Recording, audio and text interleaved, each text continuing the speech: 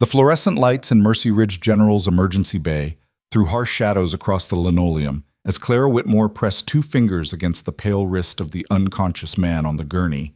His pulse was thready, irregular, a dangerous rhythm she'd felt before in field hospitals, half a world away. She reached for the IV line, her movements economical, precise. Then a hand clamped down on her shoulder, yanking her backward with enough force that she stumbled into the supply cart. Step away from that patient. Now. Officer Darius Holt stood 6 feet from her, one hand still raised, the other hovering near his belt.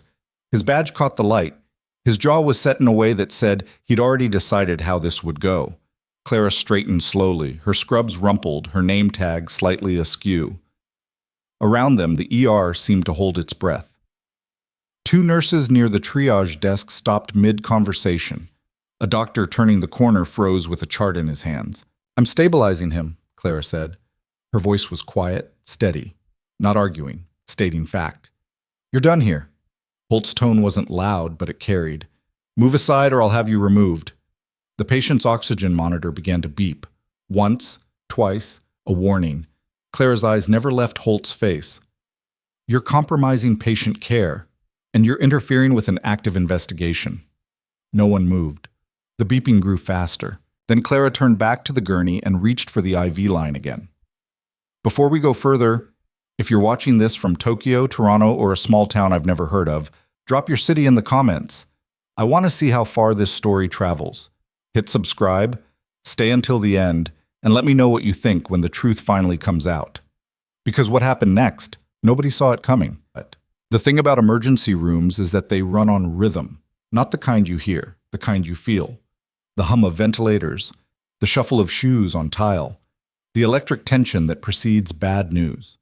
Claire had learned that rhythm in a dozen ERs across 3 states, but she'd learned it first in a tent hospital outside Kandahar, where the rhythm was punctuated by artillery fire and the screams of 19-year-olds who'd stepped on IEDs. Mercy Ridge General wasn't Kandahar, but the stakes were just as real. The patient on the gurney was mid-40s, construction worker build, his shirt cut away to reveal bruising across his ribs. Someone had called it in as a workplace accident. Maybe it was. Maybe it wasn't. That wasn't Clara's job. Her job was simple, keep him breathing until the doctors could figure out the rest. She'd been rotating through the ER for 3 weeks, night shifts mostly. Quiet enough that the other nurses had started to relax around her, trading stories during lulls, complaining about the coffee, asking her opinion on the new triage software. She didn't talk much about herself. There wasn't much to say that people wanted to hear. Former combat medic, honorable discharge. A handful of commendations she kept in a box under her bed because displaying them felt like showing off. She'd come to Mercy Ridge because it was hiring and because the town was small enough that nobody asked too many questions. Tonight, she'd been restocking suture kits when the gurney came through the automatic doors, accompanied by 2 paramedics and Officer Darius Holt. Holt wasn't hospital security. He was city police, patrol officer, maybe 8 years on the force, the kind of cop who walked like he expected people to get out of his way. Clara had seen him before, usually lingering near the ER entrance when there was an arrest or a DUI that needed babysitting. He had a habit of standing too close when he talked, arms crossed, shoulders square. Intimidation tactics. Low level, but deliberate. The paramedics rattled off vitals as they transferred the patient. Blood pressure dropping, heart rate erratic, possible internal bleeding.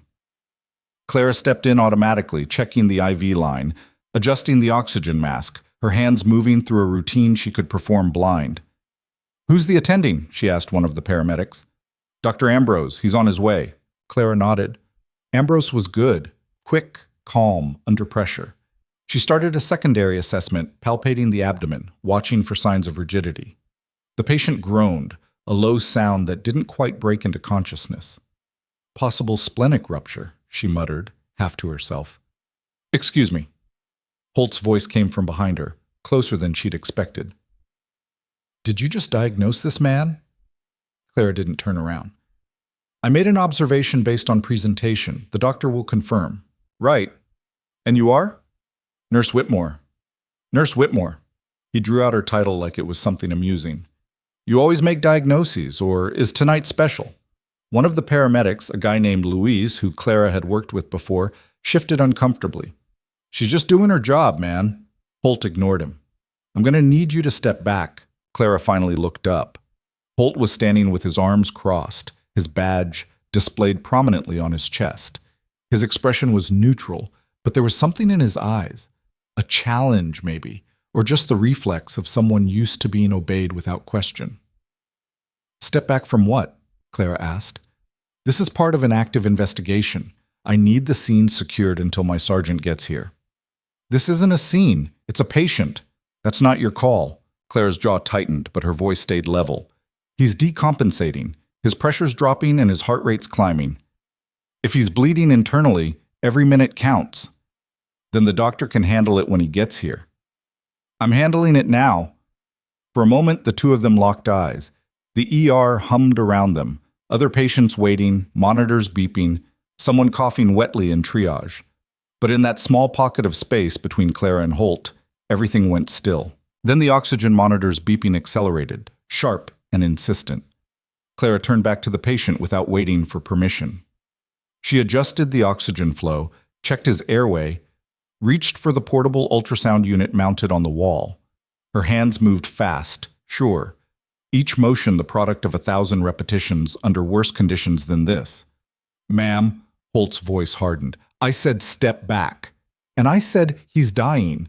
That's not— Look at his abdomen." Clara's tone was clipped now, all pretense of politeness gone.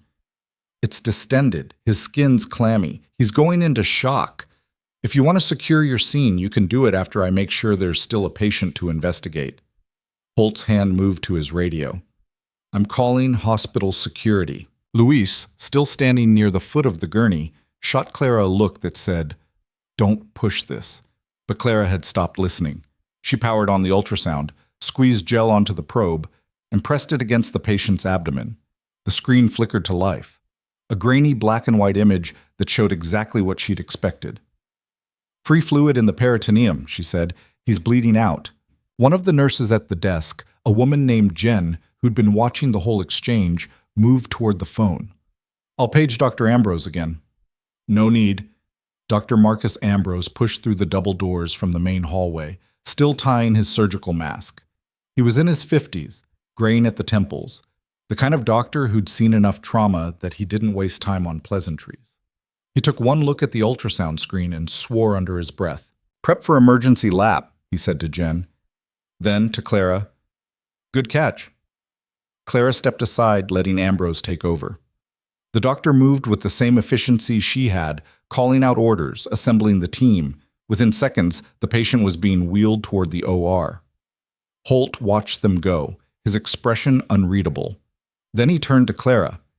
"I'm going to need your name and credentials." Clara wiped the ultrasound gel off her hands with a towel. "You already have my name. Full name, employee ID, supervisor." "Why?" "Because you just interfered with a police matter." "I kept a man from bleeding to death." "That's not your determination to make." Clara felt something cold settle in her chest. It wasn't anger, not yet. It was the familiar weight of knowing that no matter what she said, this conversation was going to go the same way. She'd felt it before, in a dozen different contexts.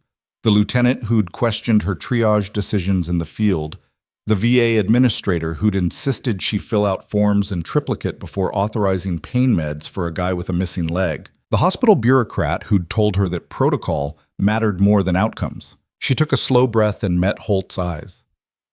"I'm a registered nurse. This is a hospital. That was a patient in distress. I assessed him, identified a life-threatening condition, and initiated appropriate care. That's not interference. That's my job." "Your job," Holt said slowly, "is to follow instructions. From medical personnel, not from you." Holt's jaw worked. He was used to compliance, Clara realized.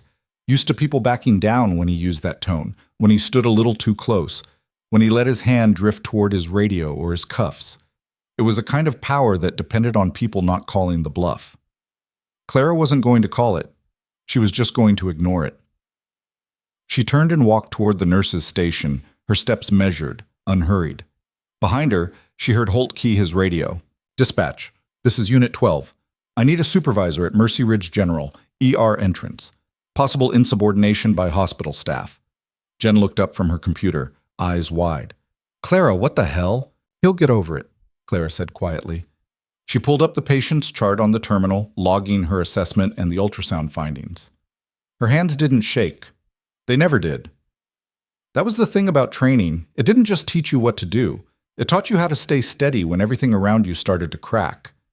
Luis appeared at her elbow, his voice low. You know he's going to make this a thing, right? Probably. You want me to talk to him? Smooth it over? Clara shook her head. He doesn't want smoothing over. He wants someone to submit, and I'm not interested. Luis let out a breath. Yeah, I figured. By the time Clara finished her charting, Holt's supervisor had arrived, a sergeant named Ramirez, a compact woman with sharp eyes and the kind of expression that suggested she'd already heard 10 versions of this story before walking through the door. She found Clara at the nurse's station, Holt standing a few feet behind her like a guard dog. Nurse Whitmore. Ramirez's voice was neutral, professional. I understand there was an incident. Clara turned. There was a medical emergency. I responded.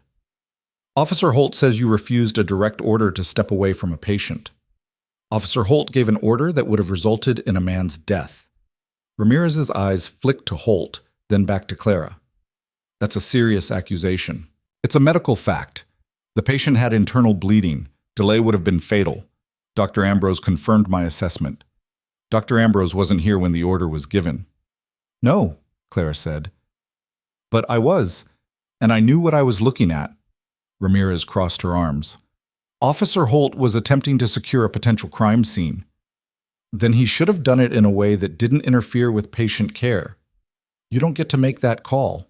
Clara felt the cold weight in her chest shift, turning into something sharper. Actually, I do. I'm the medical professional in this scenario. He's not.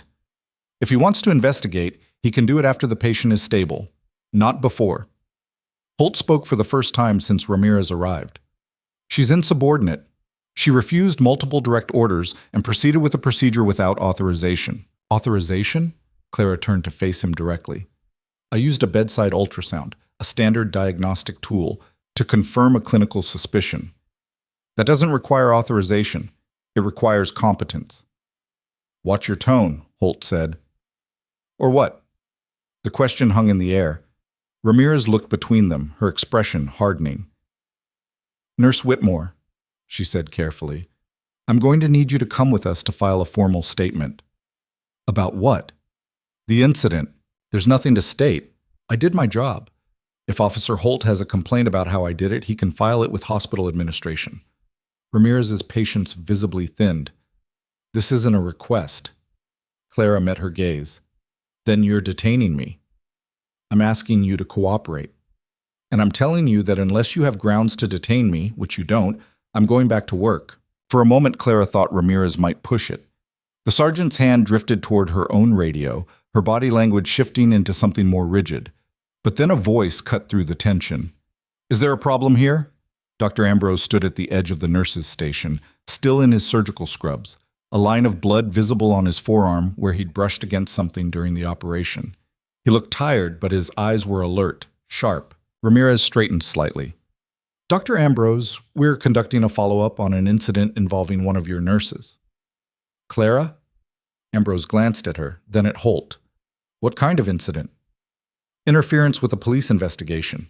Ambrose's eyebrows rose. Clara saved that patient's life. If she hadn't identified the bleed when she did, he'd be dead right now. That's not the issue, Holt said. Then what is? She refused to follow orders. Ambrose let out a short, humorless laugh. Orders to do what? Let a man die?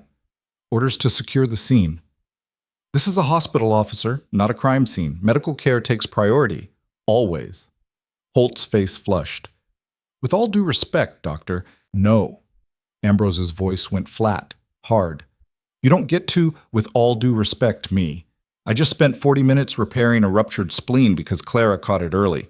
If she'd waited for your scene to be secured, I'd be calling the morgue instead of talking to you. So if you've got a problem with how she did her job, take it up with administration. But don't stand in my ER and pretend she did something wrong. Ramirez's expression didn't change, but something in her posture shifted. a subtle recalibration. "We'll be filing a report." "You do that," Ambrose said. "Now, if you'll excuse me, I have other patients." He turned and walked away without waiting for a response. Ramirez watched him go, then looked at Clara. "This isn't over." "I didn't think it was," Clara said. Ramirez and Holt left together, their footsteps echoing across the tile. Jen exhaled loudly. "Holy shit, Clara." Clara didn't answer. She pulled up the next patient chart and started reading. The rest of the shift passed without incident. Clara treated a kid with a broken arm, an elderly woman with chest pain, a drunk college student who'd fallen off a porch. Standard ER fare. Nobody mentioned Holt or Ramirez. Ambrose didn't come back to check on her. By the time her shift ended at 6 a.m., the whole thing felt like a fever dream, vivid and strange, but ultimately disconnected from the reality of fluorescent lights and antiseptic and the rhythmic beep of monitors. Clara changed out of her scrubs in the locker room, pulled on jeans and a hoodie, and walked out into the parking lot. The sky was just beginning to lighten, a dull gray that promised rain later. Her car, a beat-up Honda with a dent in the rear bumper, sat in the far corner, under a tree that dropped sap on the windshield. She was halfway across the lot when she heard footsteps behind her. "Nurse Whitmore." Clara turned. Officer Holt stood 10 feet away, still in uniform, his hands at his sides. His patrol car was parked near the entrance, lights off. "What do you want?" Clara asked. "I want you to understand something." Holt took a step closer. "You embarrassed me in there. I kept a patient alive. You made me look like I didn't know what I was doing." Clara studied him. In the dim light, he looked younger than she'd thought, maybe early 30s, with the kind of clean-cut appearance that suggested he took the job seriously, maybe too seriously. But there was something else in his expression now, something raw and unguarded. Ego, bruised and bleeding. "I wasn't trying to embarrass you," Clara said. "I was trying to do my job. Your job is to follow the rules. My job is to save lives. The rules are supposed to help with that. When they don't, I ignore them." Holt's jaw tightened. "That's not how it works." "It's how it worked in Kandahar." The name hung between them. Holt blinked, confusion flickering across his face. "What? Kandahar? Afghanistan?" "I was a combat medic, 3 tours. I've treated gunshot wounds under mortar fire, performed field amputations with a pocket knife, kept soldiers alive in the back of a Humvee, doing 70 over dirt roads. So when you tell me to step back and let a patient die because you want to secure your scene, forgive me if I don't take you seriously." Holt stared at her. For a moment he didn't say anything. Then, "You're lying." Clara almost laughed. "Why would I lie about that?" "To make yourself sound important." "I don't need to sound important. I am important. To that patient, to the next one. To every person who comes through those doors expecting someone to know what the hell they're doing." She took a step toward him, closing the distance. "You want to file a report? File it. You want to complain to administration? Go ahead. But don't come out here and try to intimidate me because your ego got bruised. I've been intimidated by people a hell of a lot scarier than you." Holt's hand drifted toward his belt, not to his gun, but to his radio. A reflex. A tell. "You don't know who you're dealing with," he said quietly. "Neither do you." For a long moment, they stood there, the space between them charged with something that felt like the second before a storm breaks. Then Holt turned and walked back to his car without another word. Clara watched him go. Then she got in her Honda, started the engine, and drove home through the gathering light. No. The call came 3 days later. Clara was off shift, halfway through a sandwich in her apartment kitchen, when her phone buzzed. The number was unfamiliar, but the area code was local. She almost let it go to voicemail. Then, for reasons she couldn't quite name, she answered. "Whitmore." "Miss Whitmore, this is Director Susan Delacroix from Mercy Ridge General. Do you have a moment?" Clara set down her sandwich. "Sure. I'd like to meet with you this afternoon if possible. 2 o'clock, my office." "What's this about?" There was a pause. "I think it's better if we discuss it in person." Clara felt the cold weight return to her chest. "Am I being disciplined?" "Let's talk at 2, Delacroix said, and ended the call. Chapter. Delacroix's office was on the 3rd floor, tucked into a corner of the administrative wing, where the walls were painted beige and the air smelled faintly of burnt coffee. Clara arrived 10 minutes early and sat in the waiting area, watching a receptionist type emails with the slow deliberation of someone who'd stopped caring about efficiency years ago. At exactly 2 o'clock, the office door opened. Director Susan Delacroix was a tall woman in her mid-50s, with iron gray hair pulled into a bun and the kind of neutral expression that gave nothing away. She gestured Clara inside without preamble. The office was small, functional. A desk, 2 chairs, a window that looked out over the parking lot. Delacroix sat down and motioned for Clara to do the same. "Thank you for coming," she said. "Did I have a choice?" Delacroix's mouth twitched, not quite a smile. "Not really."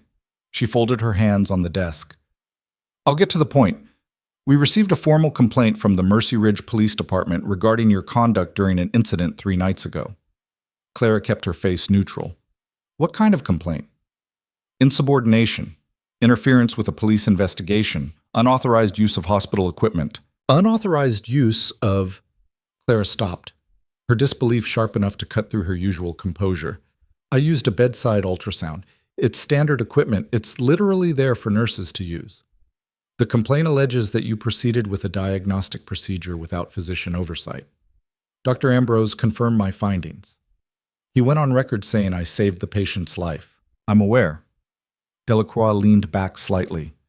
"Dr. Ambrose has been very vocal in your defense. So have several other members of the ER staff. But the police department is insisting that we take disciplinary action." Clara felt the room narrow, the walls pressing in. "What kind of disciplinary action?" "Suspension, pending a full review."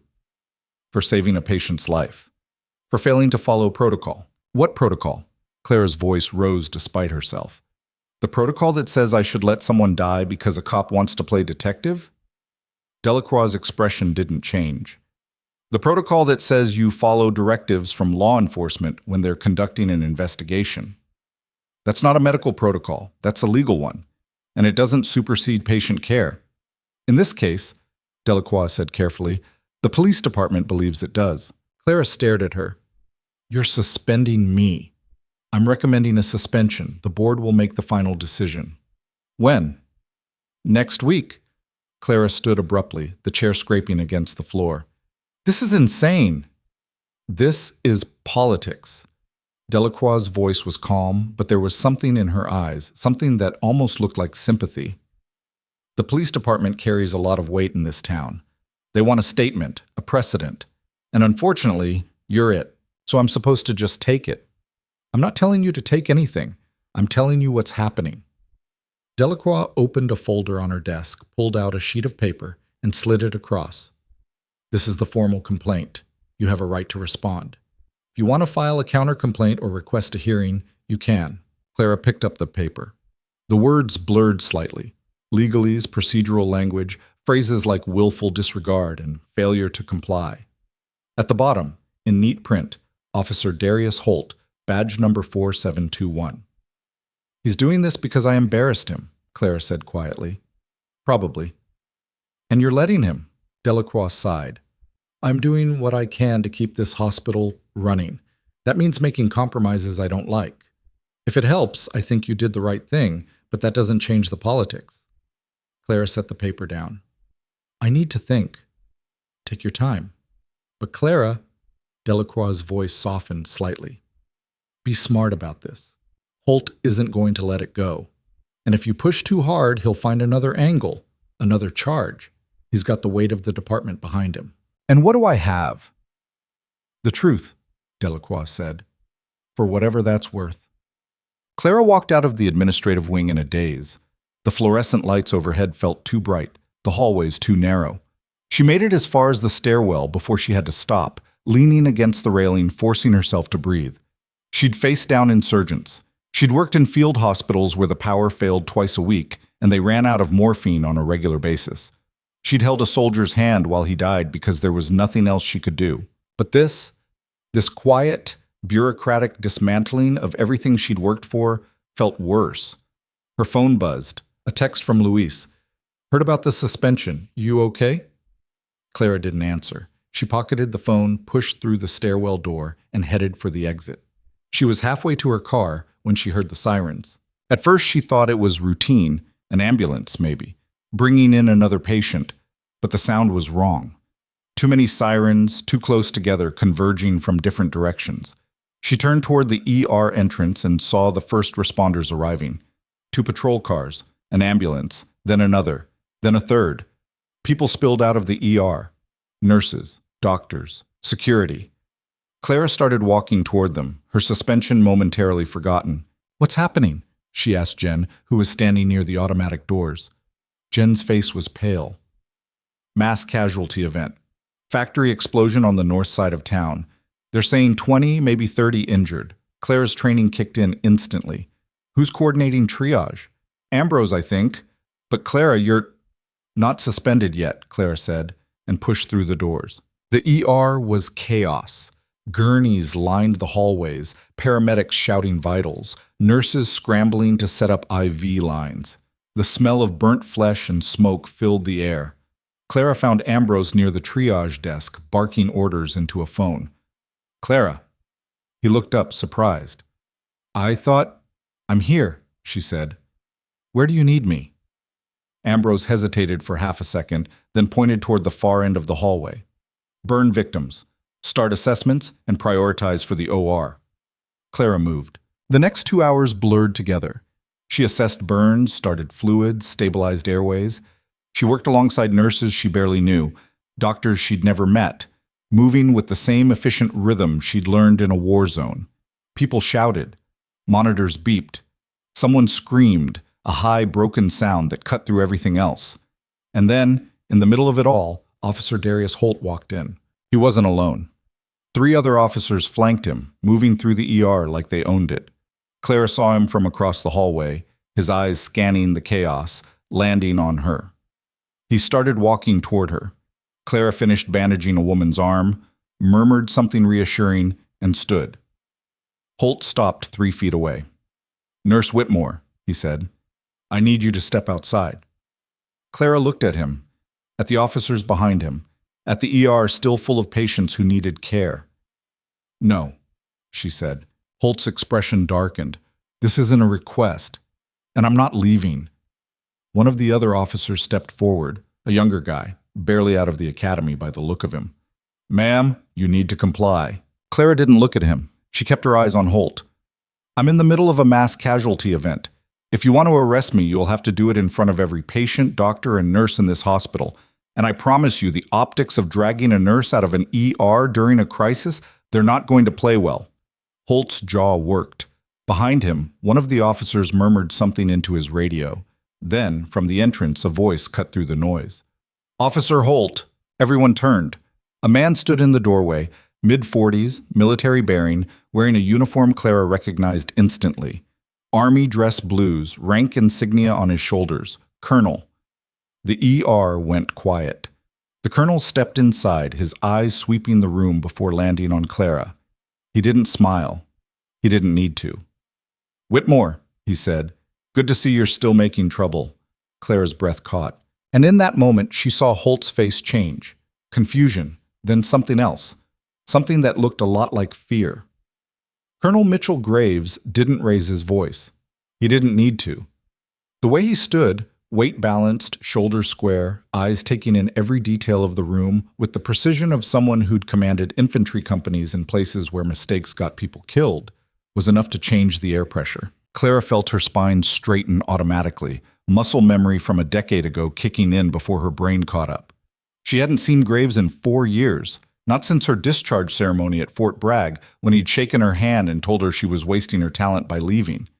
He looked older now, lines deeper around his eyes, gray threading through his close-cropped hair. But the bearing was the same. The authority. Holt recovered first, stepping forward with his hand extended.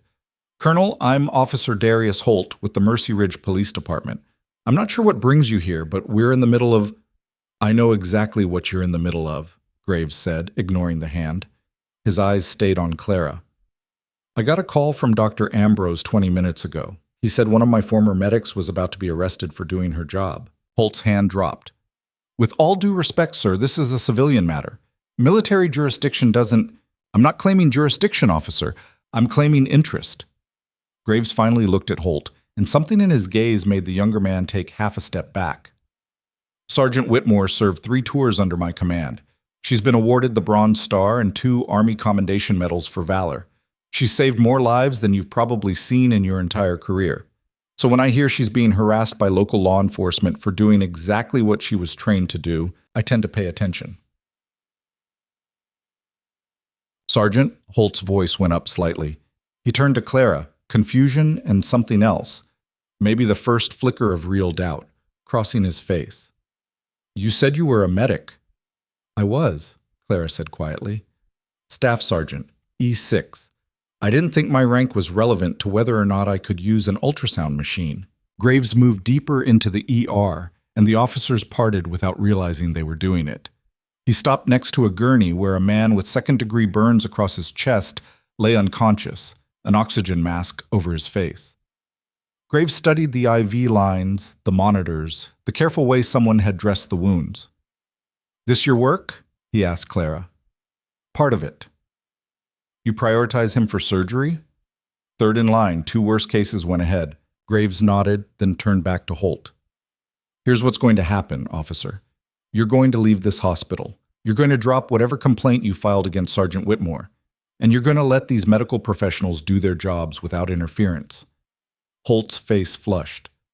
I can't order you to do anything, Graves agreed, but I can make a phone call to your chief. I can have a conversation with the mayor. I can contact the state medical board and file a formal complaint about law enforcement interfering with emergency medical care, which is a violation of federal statute under the Emergency Medical Treatment and Labor Act. And I can make sure that every single news outlet within 100 miles knows that the Mercy Ridge Police Department tried to arrest a decorated combat veteran for saving a patient's life during a mass casualty event. He paused. Or you can walk out of here right now, and we can all pretend this conversation never happened. The silence stretched. Somewhere down the hall, a monitor beeped urgently, and a nurse called for a doctor. The smell of antiseptic mixed with smoke and sweat. One of the officers with Holt shifted his weight, glancing at his partner. Holt's jaw worked like he was chewing glass. This isn't over. Yes, Graves said. It is. For a moment, Clara thought Holt might push it, might plant his feet and force the confrontation. But then he turned on his heel and walked toward the exit, his fellow officers following. Just before he reached the doors, he looked back at Clara. You should have stayed in your lane, he said. Then he was gone. The ER seemed to exhale. Jen, who'd been watching from the nurse's station, let out a breath so loud it was almost a laugh. One of the younger residents whispered something to another, both of them staring at Clara like she'd grown a second head. Graves turned to her. Walk with me. It wasn't a request. Clara followed him out of the main ER through a side corridor that led to a small courtyard used mostly by staff on smoke breaks. The air outside was cool, damp with the promise of rain. Graves stopped near a bench but didn't sit. He stood with his hands clasped behind his back, looking out at the parking lot. You trying to get yourself killed, Whitmore? Clara almost laughed. No, sir. Could have fooled me. He glanced at her. Ambrose told me what happened. The patient 3 nights ago, the complaint, the suspension. He also told me you went straight back to work during a mass casualty event, even though you're technically on administrative leave. I'm not on leave yet. The board hasn't voted. That's a hell of a technicality. It's the only one I've got. Graves was quiet for a moment, then, why didn't you call me? The question caught Clara off guard. You didn't think I'd want to know? That one of my best medics was being railroaded by some small-town cop with an ego problem? I didn't want to drag you into it. Whitmore, you pulled an 18-year-old with a sucking chest wound out of a burning Humvee under enemy fire. You performed a cricothyrotomy with a ballpoint pen because we were out of surgical kits. You worked a 20-hour shift during the Sangin offensive and didn't stop until you physically collapsed. His voice softened slightly. You think I'm going to let you fight this alone? Clara looked away. I'm not your responsibility anymore, Colonel. You'll always be my responsibility. Everyone who served under me is. He paused. You know how many people I've lost, Whitmore? She did. She'd been at some of the memorials. Too many. 83. I remember every name, every face, and I'll be damned if I let some punk cop with a badge add you to that list because he couldn't handle being told no. Clara felt something tight in her chest loosen, just a fraction. Thank you. Don't thank me yet. This isn't over. That officer, Holt, he's not going to let it go. Men like that, they don't back down. They just come at you from a different angle. Let him. Graves studied her. You really mean that? I kept a patient alive. I did my job. If he wants to make a federal case out of it, fine. But I'm not apologizing. Good. Graves pulled out his phone, scrolled through something, then handed it to her. That's the contact for a lawyer I know. Former JAG, works civilian cases now. Specializes in first responder rights. If the board votes to suspend you, call her. If Holt escalates, call her. Hell, if you so much as get a parking ticket in this town, call her. Clara took the phone, memorized the number, then handed it back. I can't afford a lawyer. She owes me a favor. She'll work pro bono. Colonel Whitmore, I've been doing this long enough to know when to fight and when to outsource. Let the lawyer handle the legal chess match. You focus on what you're good at, which is keeping people alive. He glanced back toward the ER. Speaking of which, you should get back in there. They're going to need all hands for the next few hours. Clara hesitated. The suspension hasn't happened yet. Like you said, it's a technicality. Use it. She nodded and turned to go, then stopped. Why did you really come, Colonel? Graves looked at her for a long moment. Because the Army taught you to save lives, Whitmore. And I'll be damned if I let anyone punish you for doing exactly that. Clara walked back into the ER, feeling something she hadn't felt in days. Solid ground under her feet. The next 4 hours were brutal. The factory explosion had injured 42 people, 12 critically. Clara moved between patients with the focused intensity she'd learned in field hospitals, her hands steady even when her mind screamed that there weren't enough supplies, weren't enough doctors, weren't enough hours in the day. She intubated a woman whose airway was closing from smoke inhalation. She debrided burns. She held pressure on a severed artery while a surgeon scrubbed in. At one point, she looked up and saw Graves watching from the hallway, arms crossed, expression unreadable. He didn't interfere. He just watched. Then, sometime after midnight, he was gone. By 3 a.m., the worst was over. The critical patients were either in surgery or stabilized. The walking wounded had been treated and discharged. The ER looked like a war zone, blood on the floors, discarded equipment everywhere, the air heavy with exhaustion. Clara was cleaning a suture kit when Dr. Ambrose appeared beside her. Go home, he said. I'm fine. You've been on your feet for 13 hours. Go home. Clara set down the kit. Am I still suspended? Ambrose grimaced.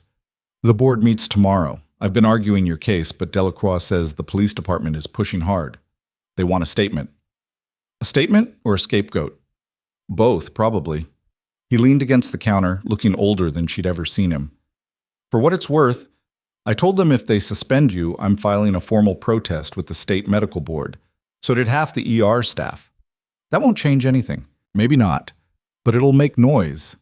And sometimes noise is all you've got. He paused. That colonel who showed up, friend of yours? Former commanding officer. He's got presence. I'll give him that. Ambrose smiled faintly. Also scared the hell out of Holt, which was deeply satisfying to watch. Holt's going to retaliate. Probably, but you've got people in your corner now. That counts for something. Clara wanted to believe that. She went to the locker room, changed into her street clothes, and walked out to the parking lot. The sky was starting to lighten again, that same dull gray that made everything look washed out and tired. Her car was where she'd left it, covered in a thin layer of dew. She was unlocking the door when she noticed the paper tucked under the windshield wiper. For a second, she thought it was a parking ticket. Then she pulled it free and saw the handwriting, block letters, slightly smudged, written in what looked like marker. Stay in your lane, or next time it won't be a warning. Clara read it twice.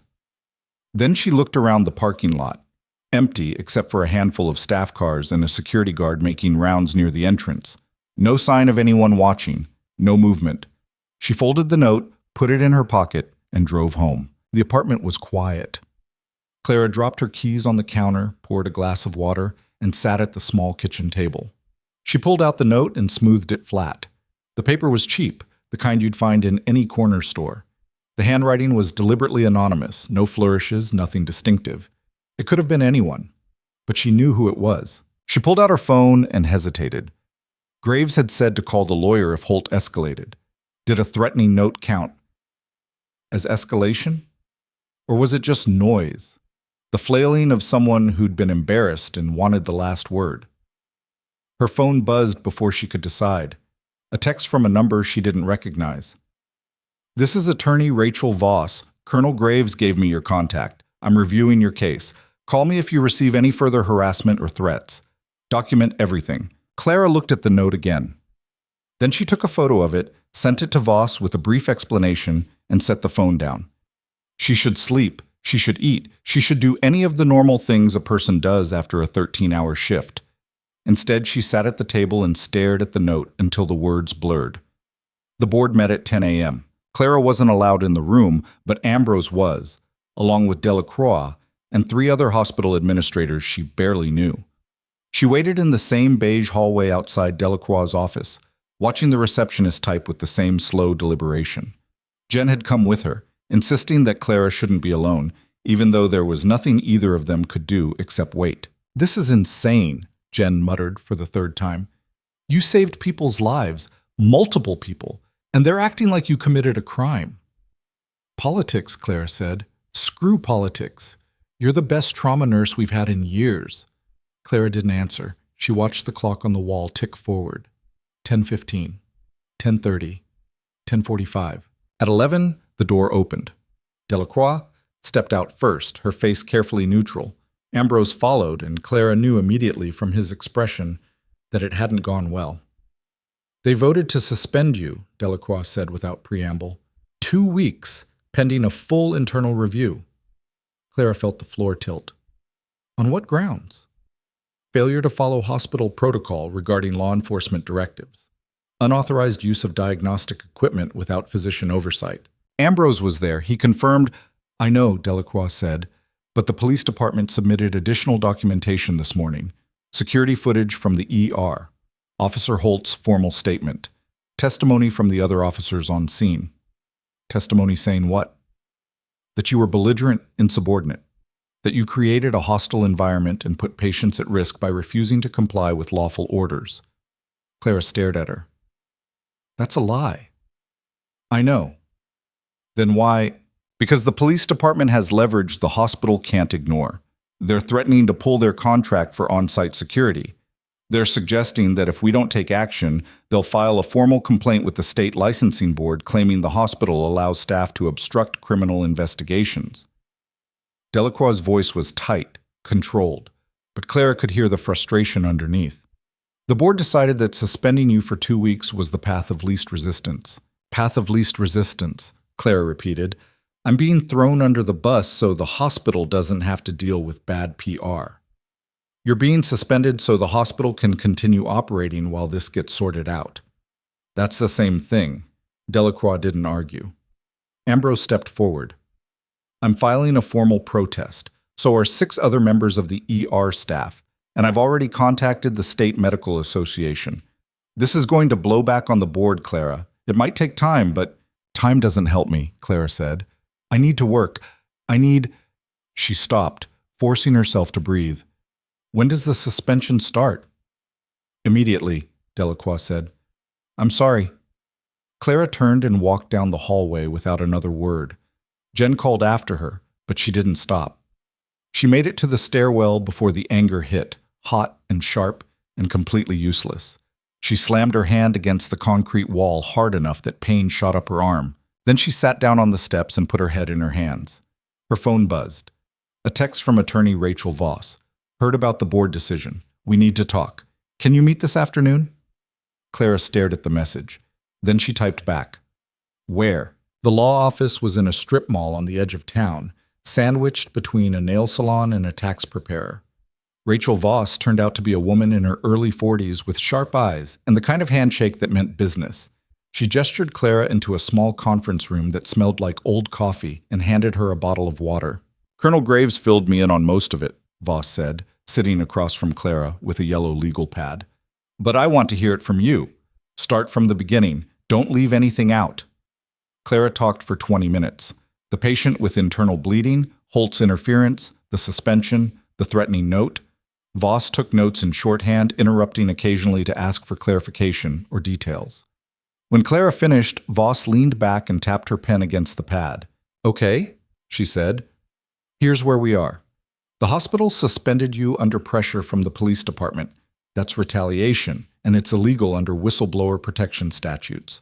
The threatening note is criminal intimidation, possibly witness tampering if we can prove it came from Holt or someone connected to him. And the original complaint, interference with an investigation, is garbage. You were performing emergency medical care, which is protected under EMTALA. Any halfway decent lawyer could tear that apart. So what do? We file a counter-complaint with the State Labor Board. We request a formal investigation into the police department's conduct.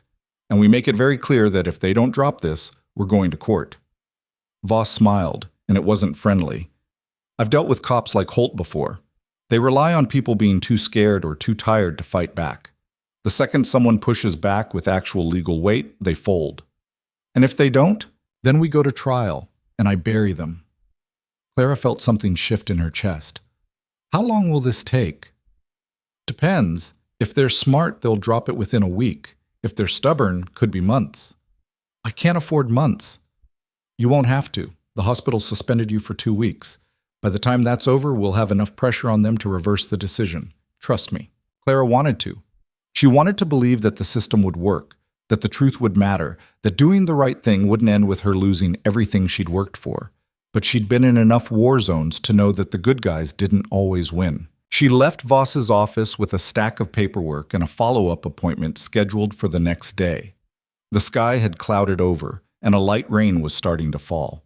Clara sat in her car for a long time, watching the water streak down the windshield before finally starting the engine. She drove without thinking, following roads she barely knew, until she ended up at a park on the north side of town. It was empty except for a jogger in the distance and a dog off its leash chasing a tennis ball. Clara got out and walked to a bench overlooking a small pond. Her phone buzzed. Another text from Jen. "You okay?" Clara typed back, "Fine." Then another message, this one from a number she didn't recognize. "You made a mistake." Clara stared at it. Then she called the number. It rang twice before a voice answered. Male, controlled. "Officer Holt," Clara said. A pause. "You shouldn't have called this number. You shouldn't have sent that text. I don't know what you're talking about. The threatening note, the text just now. You're not as subtle as you think." Holt laughed, low and humorless. "You think you're untouchable because some colonel showed up and made a scene? You're not. You're a nurse, nobody. And the second you stepped out of line, you proved exactly what I said. You don't follow the rules. The rules say I save lives. That's exactly what I did. The rules say you follow orders. You didn't, and now you're paying for it." Clara's hand tightened around the phone. "This isn't about rules. This is about your ego. This is about consequences." His voice dropped. "You embarrassed me in front of my colleagues. You made me look weak. And now everyone in that hospital thinks they can ignore me because some combat vet with a savior complex decided the law doesn't apply to her. I didn't ignore the law. I followed medical protocol. You ignored a direct order from a sworn officer. That's a crime. Then charge me." Silence. "Charge me," Clara repeated. "If you're so sure I broke the law, arrest me. File charges. Let's go to court and see how that plays out." Holt's breathing was audible over the line. "You don't want that." "Actually, I do. Because the second this goes to trial, every decision you made that night gets examined, every word you said, every threat you implied, and I've got witnesses. I've got Dr. Ambrose confirming that I saved a patient's life. I've got hospital staff saying you obstructed care. And I've got a lawyer who's very, very good at making cops like you look like the bullies they are. You're bluffing. Try me." Another pause. Longer this time. "This isn't over," Holt said finally. "I know." He hung up. Clara sat on the bench, rain soaking through her hoodie, and stared at the pond. Somewhere across the water, the dog barked, a sharp, joyful sound that felt completely disconnected from everything else. Her phone buzzed again. This time it was Graves. "Heard about the suspension. I'm making some calls. Sit tight." Clara typed back. "What kind of calls?" The kind that get attention. She didn't know what that meant, but she was too tired to ask. The rain picked up, turning from a drizzle into a steady downpour. Clara stayed on the bench until she was soaked through, until the cold seeped into her bones and her fingers went numb. Then she walked back to her car and drove home. The next 2 days passed in a blur. Clara stayed in her apartment, avoiding calls, avoiding the news, avoiding everything. Voss called twice with updates. She'd filed the counter-complaint. The State Labor Board was reviewing it. The hospital was stonewalling, but Voss expected them to crack within the week. Jen texted every few hours with messages ranging from supportive to outraged to just plain gossip about what was happening at the hospital. Apparently Holt had shown up again, asking questions, making his presence known. Apparently the police chief had gotten involved, meeting privately with hospital administration. Apparently everything was escalating. On the third day, Clara's phone rang at 6 a.m.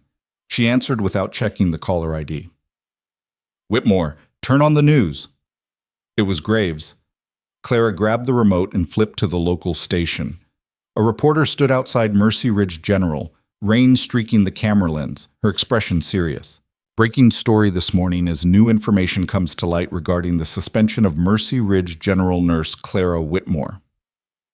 Sources close to the hospital say that Whitmore, a decorated combat veteran, was suspended after allegedly refusing to comply with police directives during a medical emergency. However, documents obtained by the station suggest that the incident in question involved Whitmore saving a patient's life, a fact that hospital administrators reportedly confirmed before bowing to pressure from the police department. The screen cut to footage of the ER entrance, then to a still photo, Clara's military portrait from her service record. She looked younger, sharper, the kind of person who didn't take crap from anyone. The reporter continued, "Colonel Mitchell Graves, Whitmore's former commanding officer, has filed a formal complaint with the State Attorney General's office, alleging that the Mercy Ridge Police Department engaged in harassment and retaliation against a veteran for performing her professional duties.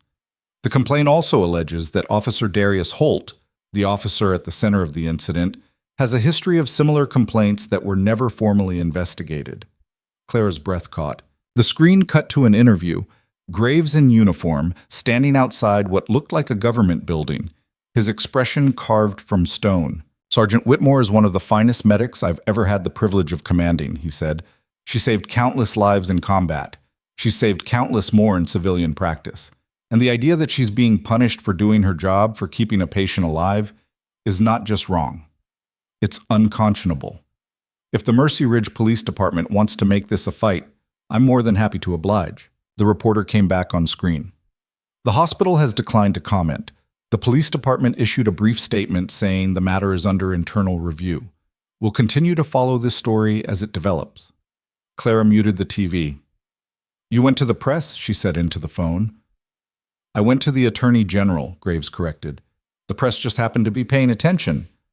"Colonel, don't. You were railroaded, Whitmore, and I don't let that slide." His tone softened slightly. "How are you holding up?" "I've been better. I imagine. Listen, this is going to get loud before it gets quiet. The police department's going to push back. The hospital's going to panic. But that's the point. Pressure creates cracks. And once the cracks start showing, the whole thing falls apart. And if it doesn't, then we keep pushing until it does." Clara leaned back against the couch, exhaustion settling over her like a heavy blanket. "Thank you." "Don't thank me yet. This is just the opening salvo." He hung up. Clara sat in the silence of her apartment, the muted TV still showing the news segment on a loop. Her phone started buzzing, texts, calls, messages from people she barely knew. She ignored all of them. Then, just after noon, someone knocked on her door. Clara looked through the peephole and saw two people she didn't recognize, a man in a suit and a woman with a badge clipped to her belt. She opened the door halfway. "Can I help you?" The woman held up her badge. "Detective Laura Finch, State Criminal Investigation Division. This is Agent Mark Traynor from the Attorney General's office. We need to ask you some questions about Officer Darius Holt." Clara stepped back from the door, letting them in. Detective Finch was mid-30s, compact build, with the kind of eyes that cataloged everything: the sparse furniture, the stack of medical textbooks on the coffee table, the half-empty glass of water on the counter. Agent Trainer was older, maybe 50, with salt and pepper hair and a face that gave nothing away. They sat at Clara's small kitchen table without being invited. Finch pulled out a digital recorder and set it between them. "We're investigating complaints of official misconduct involving Officer Darius Holt," Finch said. "Your name came up in connection with an incident at Mercy Ridge General 3 nights ago. We'd like to hear your account." Clara glanced at the recorder. "Should I have a lawyer present?" "You're not under investigation," Trainer said. "We're gathering witness statements. But if you'd prefer to have counsel, that's your right." Clara sat down slowly. "What kind of misconduct are we talking about?" Finch leaned forward slightly. "Officer Holt has been the subject of 6 complaints in the past 18 months. 4 involve allegations of excessive force during routine stops. 2 involve interference with medical personnel during emergency calls. None were formally investigated by the Mercy Ridge Police Department." "Why not?" "That's what we're trying to determine." Finch tapped the recorder. "Your incident was flagged when Colonel Graves filed his complaint with the Attorney General's office. When we pulled Holt's file, we found a pattern. You're not the first person he's targeted, but you might be the first one with enough backing to make it stick." Clara felt something cold settle in her stomach. "You're saying he's done this before, multiple times, and each time the complaints were either dismissed or buried under administrative review that went nowhere." Trainer pulled a folder from his briefcase and slid it across the table. "These are the incident reports. Read them." Clara opened the folder. The first report was from 8 months ago. A paramedic named Jacob Torres, who'd been threatened with arrest after refusing to transport a DUI suspect before stabilizing a head injury. Torres filed a complaint. It was reviewed by Holt's supervisor and marked unfounded. The second was from a year ago, an ER physician who'd been cited for obstruction after insisting on treating a gunshot victim before allowing police to question him. That complaint was labeled resolved internally. The pattern was obvious. Holt interfered. People pushed back. The complaints went nowhere. "Why didn't anyone stop him?" Clara asked. "Because he's good at covering his tracks," Finch said. "He writes detailed reports. He gets statements from his fellow officers.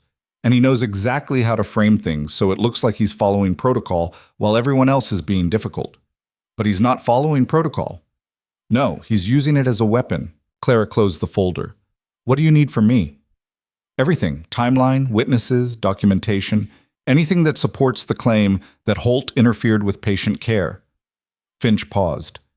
"We also need to know if he threatened you, directly or indirectly." Clara pulled out her phone, scrolled to the photo of the note, and handed it over. "This was on my car the night of the mass casualty event, and he called me 2 days ago, told me I'd made a mistake." Trainer studied the photo, then passed the phone to Finch. "Did you report this?" "I sent it to my lawyer." "Anyone else?" "No." "Did you keep the original note?" Clara walked to the counter, pulled it from a drawer, and handed it over in a plastic bag. Finch examined it without touching it. "We'll need to run this for prints and trace evidence," she said. "If we can connect it to Holt, that's criminal intimidation, federal charge. And if you can't, then we build the case without it." Finch set the bag down carefully. "Walk me through the incident. Start from when you first encountered Holt." Clara talked for 40 minutes. She laid out every detail: the patient's condition, Holt's interference, the ultrasound findings, Ambrose's confirmation, the escalation. Finch took notes. Trainer asked clarifying questions. When Clara mentioned the phone call, Finch stopped her. "He admitted to sending the note?" "No." "But he didn't deny it either. He said I embarrassed him, that I made him look weak." Exact words. Clara closed her eyes, pulling the conversation from memory. "He said, 'You embarrassed me in front of my colleagues. You made me look weak. And now everyone in that hospital thinks they can ignore me because some combat vet with a savior complex decided the law doesn't apply to her.'" Finch's pen moved fast. "Anything else?" "I told him to charge me if he thought I broke the law. He hung up." Trainer exchanged a look with Finch. "That's an admission of motive. Not proof, but it's something." They asked more questions about the hospital's response, the suspension, the board meeting. Clara answered mechanically, the exhaustion from the past few days pressing down on her shoulders. Finally, Finch shut off the recorder. "Thank you," she said. This is useful. What happens now? We interview the other witnesses. We pull security footage, phone records, hospital logs. We build a timeline. Finch stood, handing Clara a business card. If Holt contacts you again, any form of contact, you call me immediately. Don't engage. Don't respond. Just document it and call. How long will this take? Depends on how cooperative the police department is. Could be weeks, could be months. I don't have months. I know. Finch's expression softened slightly. For what it's worth, you did the right thing, both in the ER and now.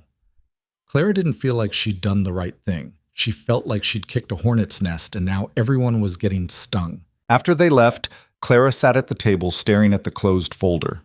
6 complaints. 6 people who'd stood up to Holt and been buried for it. She wondered how many others there were, people who'd backed down, who'd decided the fight wasn't worth it, who'd walked away rather than risk their careers. Her phone buzzed. A text from Voss. Heard the state's involved. This is good. Puts pressure on the hospital and the PD. Sit tight. Another text. This one from Jen. You're on the news again. Channel 7. They're calling you a hero. Clara didn't turn on the TV. She didn't want to see herself framed as a hero. She just wanted to work. The next day, the hospital called. It was Delacroix, her voice carefully neutral. Clara, the board has requested a meeting with you. Tomorrow, 10 a.m. About what? I can't discuss it over the phone, but I'd recommend bringing your lawyer. Clara ended the call and immediately contacted Voss, who agreed to meet her at the hospital an hour before the board convened. When Clara arrived the next morning, the lobby felt different, tenser somehow. The security guard at the desk gave her a long look but didn't say anything. A nurse she barely knew stopped mid-stride and whispered something to a colleague. Voss was waiting near the elevators, dressed in a sharp gray suit that screamed competence. Ready? No. Good.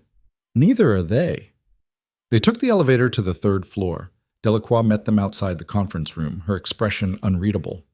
The board is inside, she said, along with the hospital's legal counsel. Who else? Voss asked. Chief of Staff, head of HR, and a representative from the police department's internal affairs division. Clara's stomach dropped. Why is IA here? Because this stopped being a hospital matter the second the state got involved. Delacroix opened the door. After you. The conference room was larger than Clara expected, with a long table and too many chairs. 5 people sat on one side. Administrators she recognized from the hallway, plus a woman in a police uniform with captain's bars on her shoulders. Voss guided Clara to the opposite side of the table. The hospital's legal counsel, a man named Richard Pembroke with wire-rimmed glasses and a receding hairline, cleared his throat. Ms. Whitmore, thank you for coming. We've called this meeting to discuss the status of your suspension in light of recent developments. Recent developments, Voss repeated. You mean the state investigation into Officer Holt's pattern of misconduct? Pembroke's jaw tightened. Among other things. Let's cut to it, Voss said. You suspended my client under pressure from the police department. Now that the state's involved, you're worried about liability. So what's the offer? The IA captain, her nameplate read Captain Iris Brennan, leaned forward. The Mercy Ridge Police Department has completed a preliminary internal review of Officer Holt's conduct during the incident in question. We've determined that while his actions were within policy guidelines, certain aspects of his approach could have been handled with more discretion. Discretion, Clara said. He tried to have me arrested for saving a patient's life. He attempted to secure a potential crime scene, Brennan said, which is standard procedure. There was no crime scene. There was a dying patient. That determination should have been made by the responding officer, not hospital staff. Voss cut in before Clara could respond. Actually, Captain, that determination is made by medical professionals under the Emergency Medical Treatment and Labor Act. Your officer interfered with federally protected activity. That's not discretion, that's misconduct. Brennan's expression hardened. Officer Holt followed protocol. Your protocol violates federal law. The room went silent. Pembroke adjusted his glasses. One of the administrators shifted uncomfortably. Finally, Delacroix spoke. The hospital is prepared to lift Ms. Whitmore's suspension, effective immediately. Clara's breath caught. What's the condition? No condition, Delacroix said. We've reviewed the incident. Dr. Ambrose's testimony is clear. You acted appropriately. The suspension was premature. Premature, Voss said, not unjustified. Premature. The board acknowledges that the decision was made under external pressure. You mean the police department threatened you? Pembroke cleared his throat again. The hospital values its partnership with local law enforcement. However, that partnership cannot come at the expense of patient care or staff safety. So you're reversing the suspension, Voss said. What about the formal complaint in Clara's file? It will be expunged. And the police department's allegations? Brennan's turn. The department is prepared to withdraw its formal complaint against Miss Whitmore. In exchange, we request that she refrain from making public statements that could undermine the ongoing investigation. In other words, Voss said, you want her to shut up. We want to avoid unnecessary complications. No deal. Voss's voice was flat. My client has every right to speak to investigators, the press, or anyone else she chooses. If you want her silence, you'll need to offer a lot more than dropping a baseless complaint. Brennan's face flushed. We're trying to resolve this professionally by threatening a decorated veteran for doing her job. That's not professional. That's cowardice. The room erupted. Pembroke tried to regain control. One of the administrators started talking over him. Brennan stood, her hand slamming the table. Enough! Everyone stopped. Brennan looked directly at Clara. Do you understand what you've done? You've made this personal. You've turned a simple procedural matter into a media circus. And now the entire department is under scrutiny because you couldn't follow a simple directive. Clara stood slowly. I saved a man's life. That's not personal. That's my job. Your job is to follow orders. My job is to keep people alive. And if your orders interfere with that, I'll ignore them every single time. Brennan's eyes narrowed. You're making a mistake. No, Clara said. Holt made the mistake. You're just covering for him. The captain's jaw worked. Then she turned to Pembroke. The department withdraws its complaint, but this isn't over. She walked out without waiting for a response. The room deflated. Pembroke looked at Delacroix, who looked at Voss. Finally, Delacroix spoke. The suspension is lifted. You can return to work immediately. Clara should have felt relief. Instead, she felt nothing. Voss stood. We'll expect written confirmation by end of business today, and a formal apology from the board. The board doesn't end of business, Voss repeated, or we file suit for wrongful termination and defamation. Pembroke looked like he'd swallowed glass. Fine. Outside the conference room, Voss grinned. That went better than expected. They threw me under the bus, and now they're trying to save face. Welcome to institutional damage control. The important thing is you're reinstated. For now. For good. The state's got Holt in their sights. The hospital knows it. The police department knows it. They're not going to risk another fight with you while that's hanging over them. Clara wanted to believe that, but she'd seen how these things played out. The powerful protected their own. The rules bent for people with badges and connections. And people like her, people who pushed back, ended up as cautionary tales. She went home. She slept. And the next morning, she went back to work. The ER felt different. People watched her when they thought she wasn't looking. A few nurses offered quiet congratulations. Dr. Ambrose pulled her aside and told her he was proud of her. But underneath it all was a tension that hadn't been there before, a sense that everyone was waiting for the other shoe to drop. Holt didn't show up that day, or the next. But on the third day, Clara saw his patrol car in the parking lot when she arrived for her shift. He was sitting behind the wheel, staring straight ahead, his hands on the steering wheel. Clara walked past without looking at him. Inside, the shift started normally. A broken wrist, a kid with croup, an elderly man with chest pain that turned out to be indigestion. Clara moved through the cases with the same focus she always had, her hands steady, her mind clear. Then, just after midnight, the call came in. Officer down. The ambulance arrived 6 minutes later, sirens wailing. Paramedics rushed through the doors with a gurney, and Clara's stomach dropped when she saw the uniform. It wasn't Holt. It was a young patrol officer, maybe 25, with a gunshot wound to the abdomen and blood soaking through the makeshift pressure dressing someone had applied in the field. His partner ran alongside the gurney, her face pale, her hands shaking. "Robbery gone wrong," one of the paramedics said, rattling off vitals. Single GSW. Entry just below the rib cage. No exit wound. Pressure's dropping. Clara moved automatically, her training taking over. She checked the wound, assessed for internal bleeding, started a second IV line. The officer's eyes were open but unfocused, his breathing rapid and shallow. "What's his name?" Clara asked. Ryan Kelso." "Ryan, I'm Clara. I'm a nurse. You're going to be okay, but I need you to stay with me." He didn't respond. Dr. Ambrose appeared, took one look, and called for an OR prep. They were moving Kelso towards surgery when the ER doors burst open again. Darius Holt stormed in, his face a mask of barely controlled fury. "Where is he?" One of the nurses pointed toward the OR corridor. Holt started in that direction, but Clara stepped into his path. "You can't go back there." "That's my partner. And he's going into surgery. You'll see him when he's stable." Holt's hand moved toward her arm, then stopped. His eyes locked on hers. "Get out of my way." "No." For a moment, Clara thought he might actually shove past her, but then Ambrose appeared, his voice cutting through the tension. "Officer, the surgical team is prepping your partner now. If you interfere, you delay care. If you delay care, you risk his life. Is that what you want?" Holt's jaw worked. Then he stepped back, his hands clenched into fists. Clara turned and followed Ambrose toward the OR. Behind her, she heard Holt's voice, low and dangerous. "This isn't over, Whitmore." The surgery took 3 hours. The bullet had nicked the hepatic artery, causing significant internal bleeding, but the surgical team managed to repair the damage. By the time Kelso was moved to recovery, the sun was starting to rise. Clara was charting the post-op notes when Holt appeared in the hallway outside the recovery room. He looked exhausted, his uniform rumpled, his eyes red. "How is he?" His voice was rough. "Stable. The surgery went well. He'll need time to recover, but he should make a full recovery." Holt nodded slowly. Then, "You saved him." "The surgical team saved him.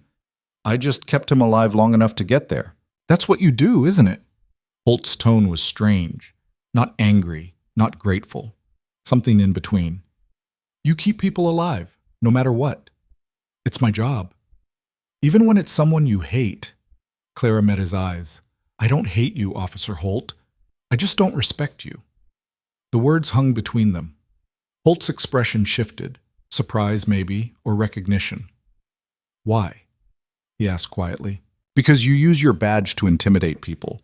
Because you put your ego ahead of patient care. Because when someone calls you on it, you retaliate instead of reflecting." Claire's voice was steady, calm. "You could be a good cop, but you'd rather be a feared one." Holt stared at her for a long moment. Then he turned and walked away without another word.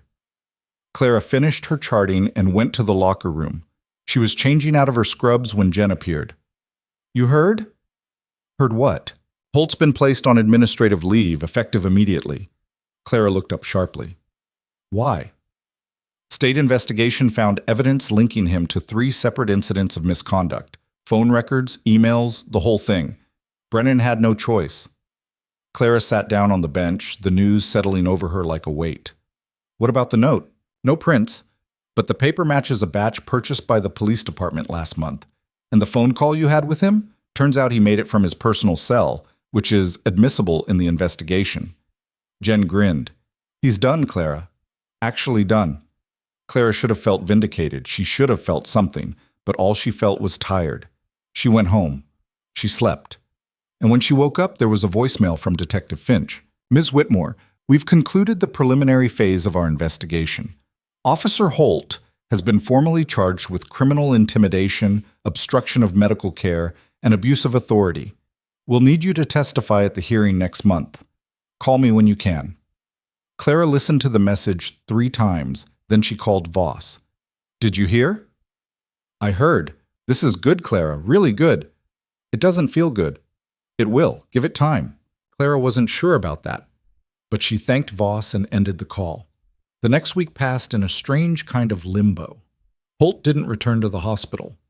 The police department issued a terse statement about the ongoing investigation. The local news ran stories about accountability and reform, and Clara went to work, treated patients, and tried to pretend everything was normal. Then, on a quiet Tuesday afternoon, a black SUV pulled up to the ER entrance. Colonel Graves stepped out, followed by a woman in a dark suit and two men in military uniforms. They walked through the automatic doors with the kind of presence that made everyone stop and stare. Graves found Clara at the nurse's station. "Whitmore, we need to talk." Clara set down her chart. "What's going on?" "Not here." He glanced at the woman in the suit. "This is Lieutenant Colonel Sarah Park, Army Medical Command. She has a proposition for you." Park stepped forward, her expression professional. "Sergeant Whitmore, we've been following your case. Your actions during the factory explosion and the subsequent investigation have drawn attention at the federal level. We'd like to discuss an opportunity." Clara's pulse quickened. "What kind of opportunity?" "A return to active duty. We're expanding our combat medic training program and need experienced personnel to lead it. Your record speaks for itself." The words didn't quite register. "You want me to re-enlist?" "We want you to consider it. Full reinstatement at your previous rank with promotion potential.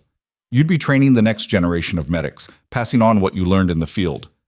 Clara looked at Graves. "You set this up." "I made some calls. The Army did the rest." Park handed Clara a folder. "Everything's outlined here. No pressure. But if you're interested, we'd like an answer within 2 weeks." Clara took the folder, her hands trembling slightly. "I need to think." "Of course." Park nodded to Graves, then turned and walked back toward the SUV. Graves stayed. "You don't have to decide now, but Clara, you're wasted here. You know that. I'm helping people. You could help more. You could train medics who'll save hundreds of lives. Thousands, maybe." He paused. "This place doesn't deserve you. The Army does." He left before Clara could respond. She stood in the middle of the ER, the folder heavy in her hands, and for the first time in weeks, she didn't know what to do. That night, Clara sat at her kitchen table with the folder open in front of her. The offer was real, full rank, leadership position, a chance to do what she'd been trained for in an environment that valued it, but it also meant leaving the hospital, leaving the fight she'd started, leaving before she'd seen it through. Her phone buzzed, a text from an unknown number. "Check your email." Clara opened her laptop. The email was from Detective Finch with an attachment labeled Evidence Summary, Holt Investigation. She clicked it. The document was extensive: phone records, witness statements, security footage. But it was the last page that made Clara's blood run cold. A screenshot of a text exchange between Holt and another officer, dated 2 days after the original incident. "Holt, that nurse is going to be a problem." Unknown. "Want me to handle it?" Holt. "No, I'll take care of it myself." Below it, a note from Finch. "We're still identifying the second party, but this establishes premeditation. Holt's arraignment is set for next week. You'll need to testify." Clara closed the laptop and stared at the wall. The next morning, she walked into Director Delacroix's office without an appointment.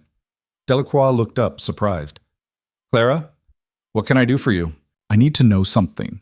If I testify against Holt, will the hospital back me?" Delacroix's expression shifted. "Testify how?" "Criminal trial. The state's charging him with intimidation and obstruction. I'm a key witness." "That's complicated." "It's a yes or no question." Delacroix leaned back in her chair. "If you testify, it becomes public. The hospital's involvement in the suspension, the board's decision, all of it, that could open us up to liability." "So that's a no. That's a we need to consult our legal team." Clara stood. "Then I'll take that as a no." She walked out before Delacroix could respond. Outside, the sky was overcast, threatening rain. Clara sat in her car for a long time, staring at nothing. Her phone rang. It was Graves. "Made a decision yet?" "Not yet. Clock's ticking, Whitmore." "I know."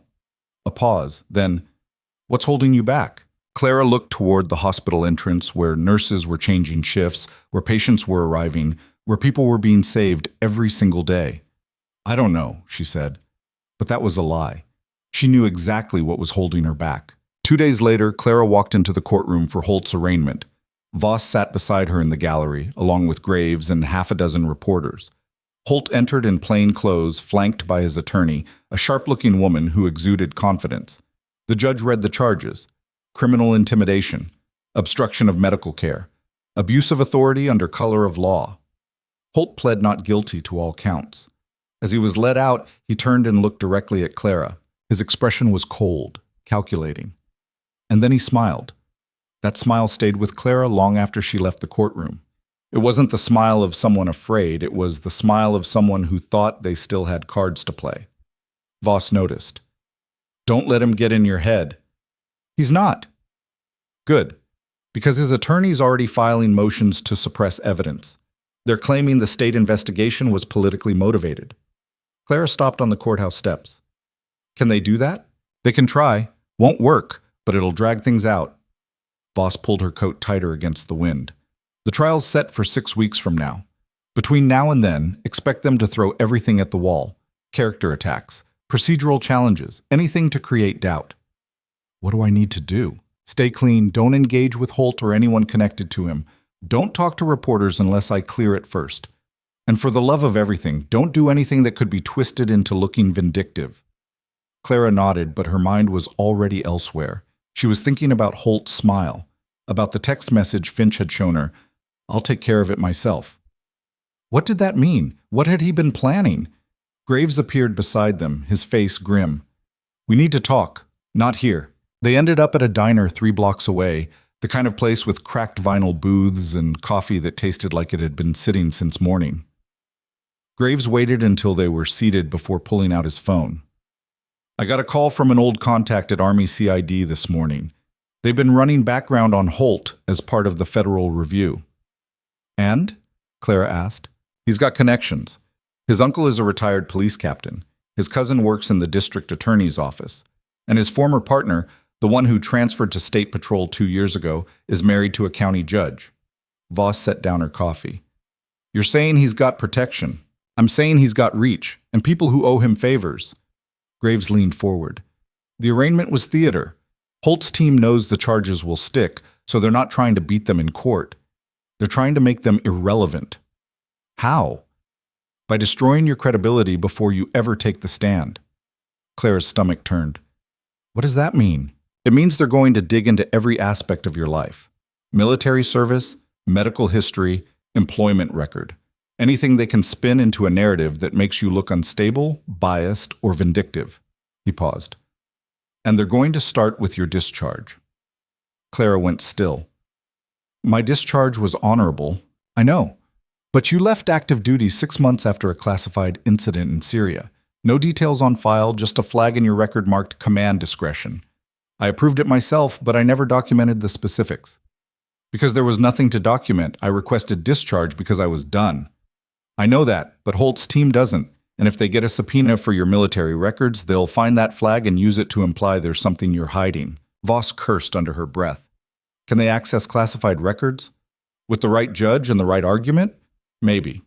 It's a reach, but they're desperate. Clara felt the walls closing in. So what do I do? You let me handle it, Graves said. I'll contact Army Legal and make sure your records are bulletproof. But Clara, if there's anything in your past that could be weaponized, you need to tell me now. Clara thought about Syria, about the convoy that had hit an IED, about the 19-year-old kid she'd tried to save for 40 minutes while the rest of the unit held off sniper fire, about how she'd kept working even after she knew it was hopeless because stopping felt like surrender, about how she'd sat in the sand afterward, covered in his blood, and decided she couldn't do it anymore. There's nothing, she said. Graves studied her face. Then he nodded.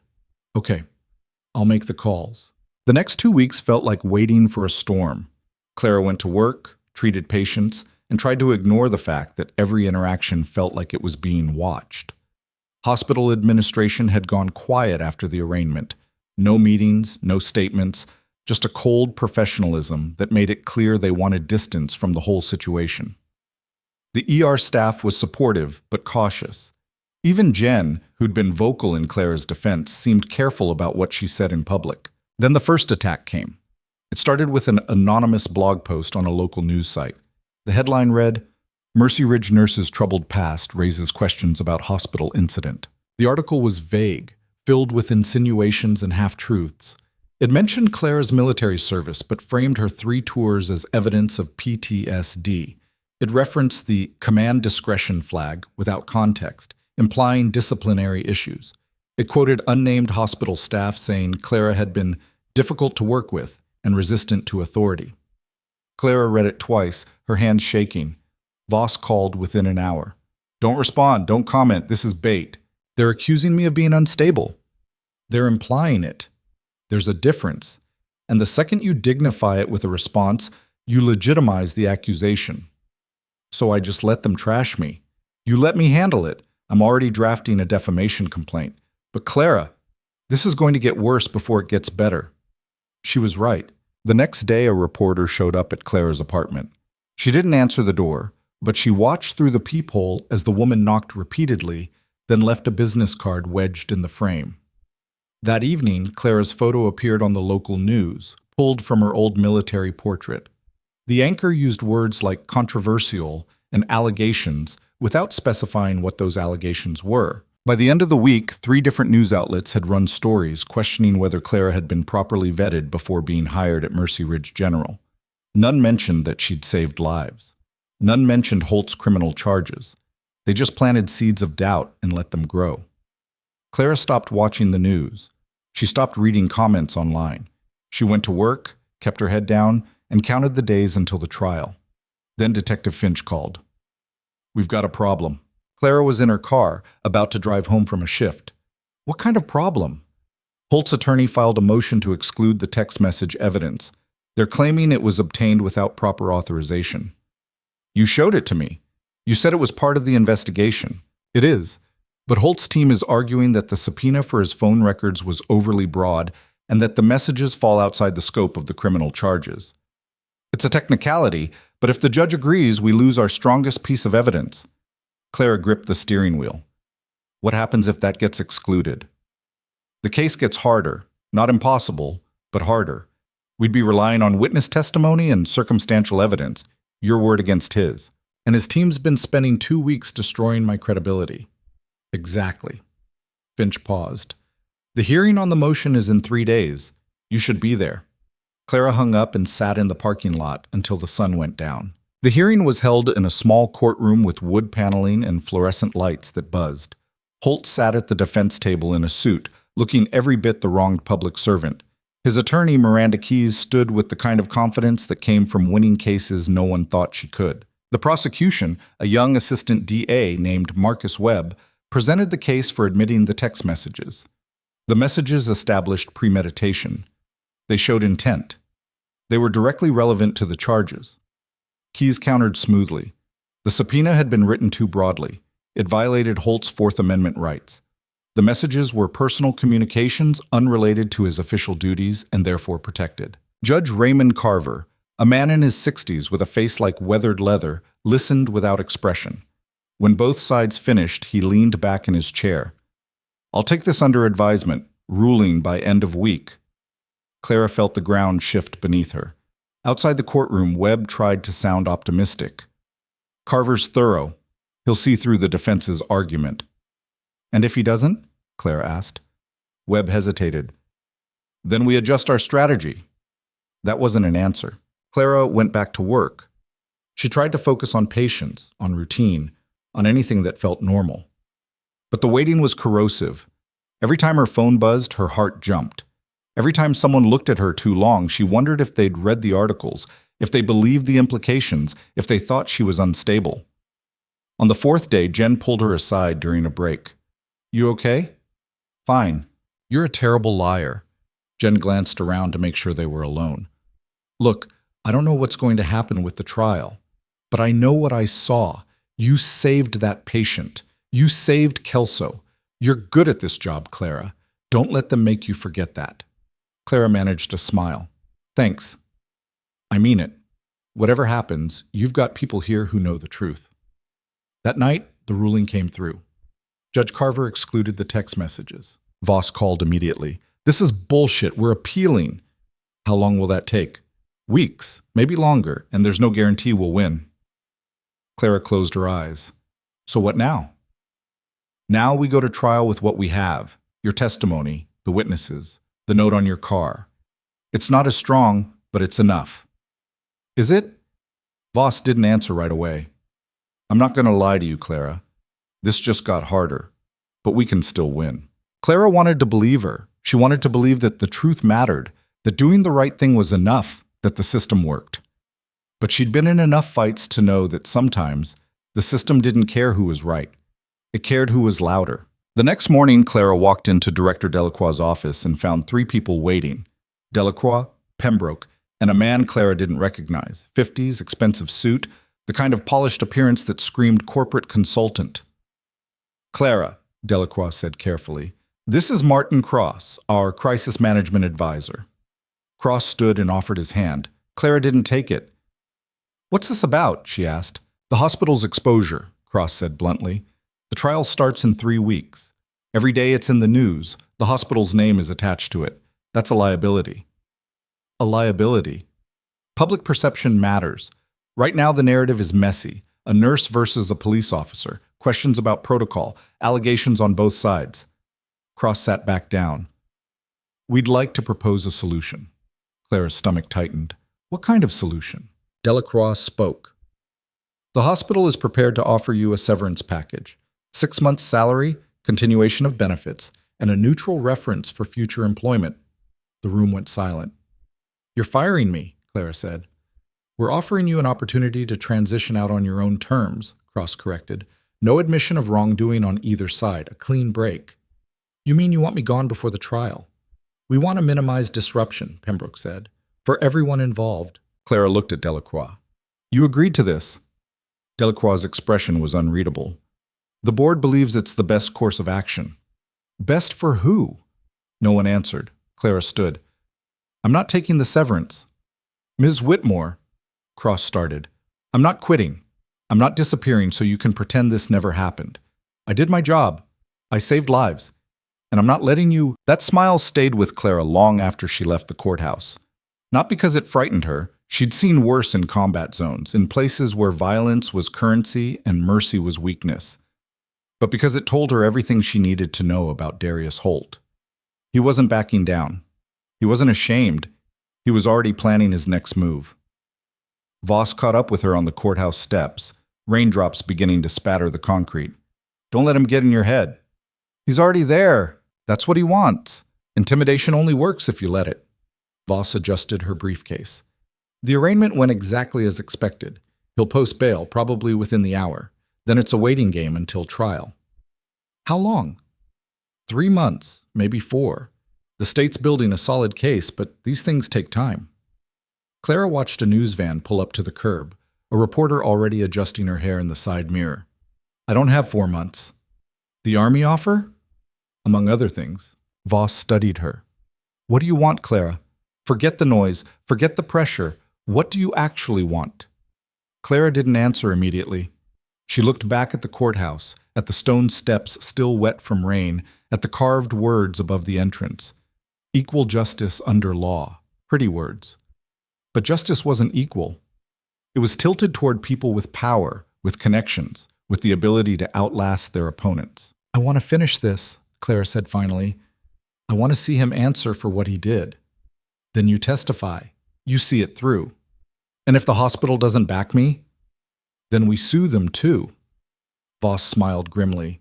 "I've got enough billable hours to last me through retirement. Might as well make them count." Clara went back to work that afternoon. The ER was understaffed. 2 nurses had called in sick, and the waiting room was packed with the usual parade of injuries and illnesses. She threw herself into the work, grateful for the distraction. A dislocated shoulder, a toddler with a fever, an elderly woman with pneumonia who needed immediate admission. Around 8 p.m., Dr. Ambrose found her restocking an exam room. "Heard about the arraignment," he said. "You okay?" "I'm fine." "That's what you always say." He leaned against the doorframe. "For the record, I think you're doing the right thing. Testifying, I mean." "The hospital doesn't agree," Ambrose grimaced. "Delacroix is scared. The board's scared. They're worried about liability, about bad press, about losing their partnership with the police department. But that's their problem, not yours. It becomes my problem if they fire me. They won't. Not after everything that's happened. The optics would destroy them." He paused. "But even if they did, you'd land on your feet. You always do." Clara wanted to believe that. But she'd seen too many good people get chewed up by institutions that valued self-preservation over justice. The rest of the shift passed without incident. Clara clocked out just after midnight and walked to her car through the now steady rain. The parking lot was mostly empty, just a few staff vehicles and an ambulance idling near the ER entrance. She was unlocking her door when headlights swung into the lot behind her. A patrol car. Not Holt's. He was on leave. But the sight of it still made Clara's pulse quicken. The car pulled up alongside hers. The window rolled down, revealing a face Clara didn't recognize. Young officer, maybe late 20s, with a nervous energy that read as either inexperience or guilt. Nurse Whitmore? Clara's hand stayed on her car door. That's me. I'm Officer Jamie Reese. I need to talk to you, off the record. About what? Reese glanced around the parking lot like he expected someone to be watching. About Holt. About what happened. Clara's stomach tightened.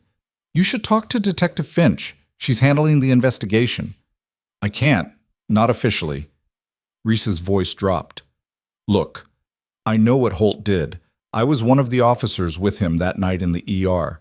I saw how he treated you. I heard what he said, and I didn't speak up. Why are you telling me this now? Because I saw the arraignment coverage. I saw him smiling like he's already won, and I can't.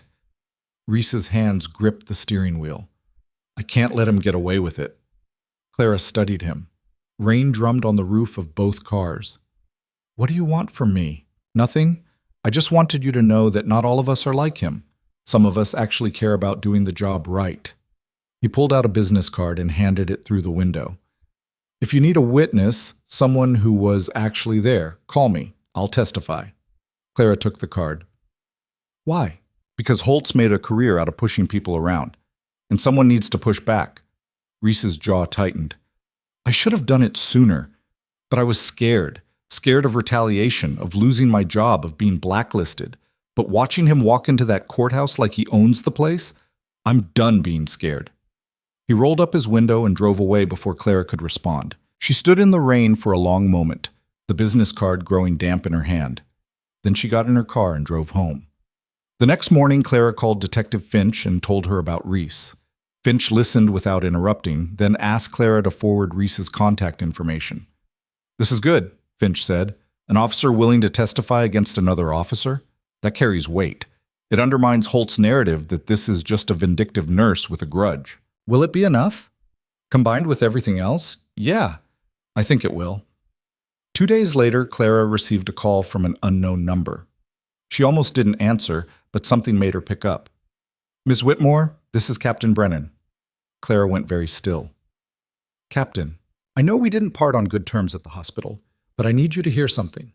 Brennan's voice was clipped, professional, but there was an edge underneath. The department's Internal Affairs Division has completed its review of Officer Holt. We've uncovered additional incidents, complaints that were suppressed, reports that were altered, witnesses who were intimidated into silence. The scope of his misconduct goes back nearly 5 years. Clara sat down slowly. Why are you telling me this? Because you were right. About Holt. About the department protecting him. About all of it. Brennan exhaled. I've been a cop for 22 years. I've seen good officers and bad ones. I thought I could tell the difference.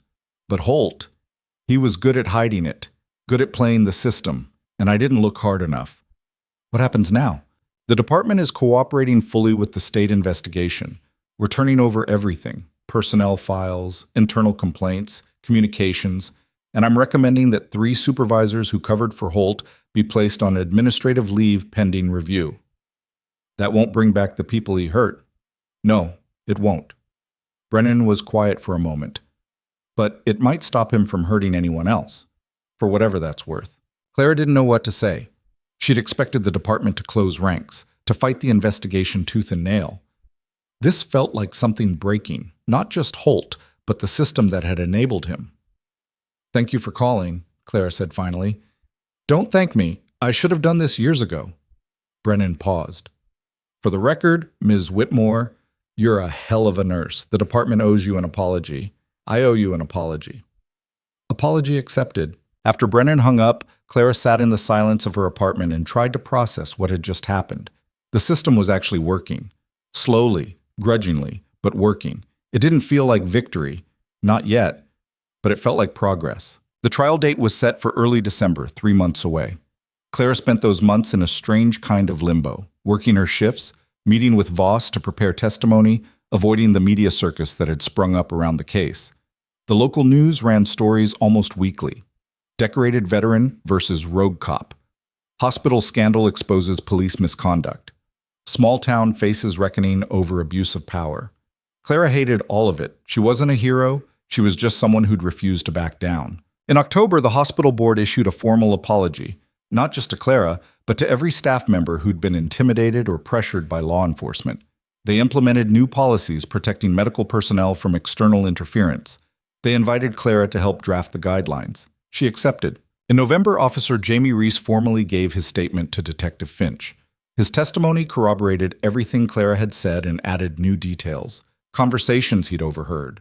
Orders Holt had given that violated protocol, moments when Holt had bragged about putting people in their place. The prosecution added Reese to the witness list. And in late November, Clara got another call from Colonel Graves. "You make a decision yet?" Clara looked at the Army folder still sitting on her kitchen table, untouched for weeks. "I need to see this through first." "Fair enough. But Whitmore, the offer doesn't last forever." "I know. You think the hospital's your fight, but it's not. You won. They changed policy. They apologized. You proved your point." His voice softened. "Now you need to decide what's next. And sitting in that ER treating broken bones while you could be training medics to save lives in combat zones? That's not the best use of your skills." "Maybe I like treating broken bones." "Bullshit. You're bored out of your mind and we both know it." Clara almost laughed. "I'll think about it. Think fast. The Army doesn't wait." The trial began on a cold Monday in early December. The courtroom was packed. Journalists, police officers, hospital staff, curious onlookers. Clara sat in the witness section with Voss, watching as the prosecution laid out their case. They started with the original incident, played the security footage from the ER, called Dr. Ambrose to testify about Clara's actions and Holt's interference. Ambrose was calm, clinical, devastating. He walked the jury through every decision Clara had made, explaining why each one was medically necessary and legally protected. Then they called Officer Reese. Reese looked terrified, his hand shaking slightly as he was sworn in, but his testimony was clear. He described Holt's behavior that night, the aggression, the threats, the way he'd ignored medical personnel and prioritized his authority over patient care. He described other incidents he'd witnessed, times when Holt had crossed lines and faced no consequences. The defense tried to shake him on cross-examination, suggesting he was disgruntled or seeking attention. Reese didn't waver. "I'm testifying because it's the right thing to do," he said. "I should have done it years ago." Then it was Clara's turn. She walked to the stand, feeling every eye in the room on her. The prosecutor, a sharp woman named Diana Ruiz, guided her through the events of that night. Clara answered each question precisely, without emotion, laying out exactly what had happened.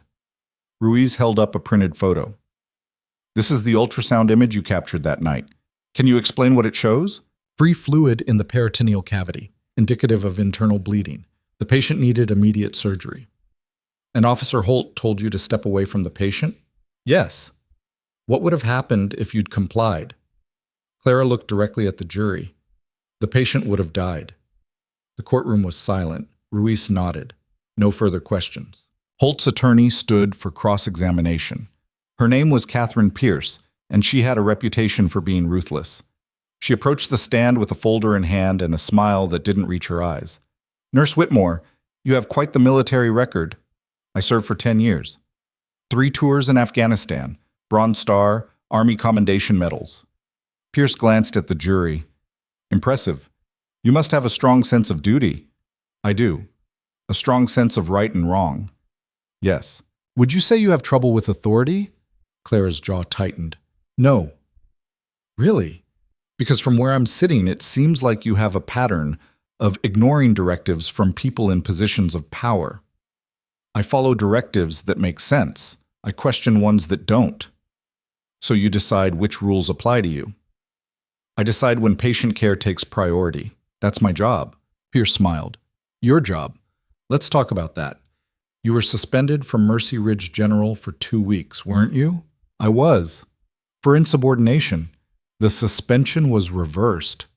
After significant external pressure, after your former commanding officer made a media spectacle out of your case.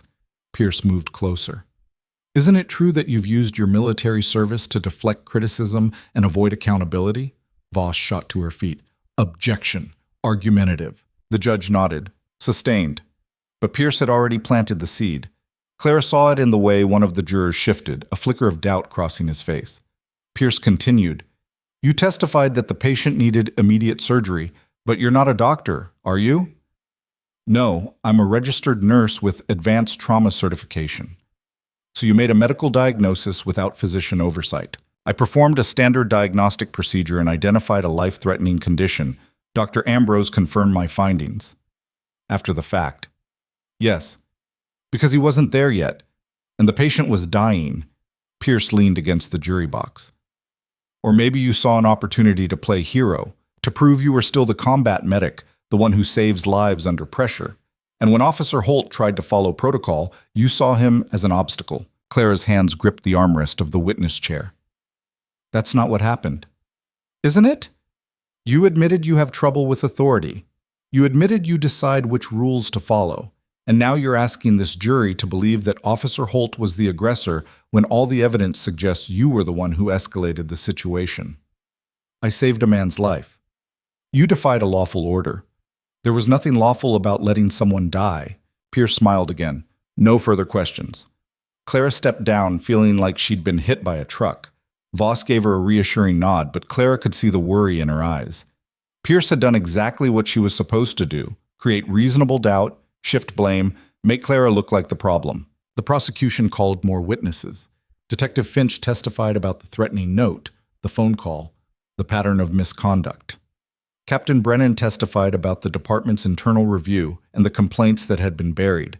Other victims came forward, the paramedic Torres, the ER physician, a nurse from a different hospital who'd been threatened by Holt years earlier.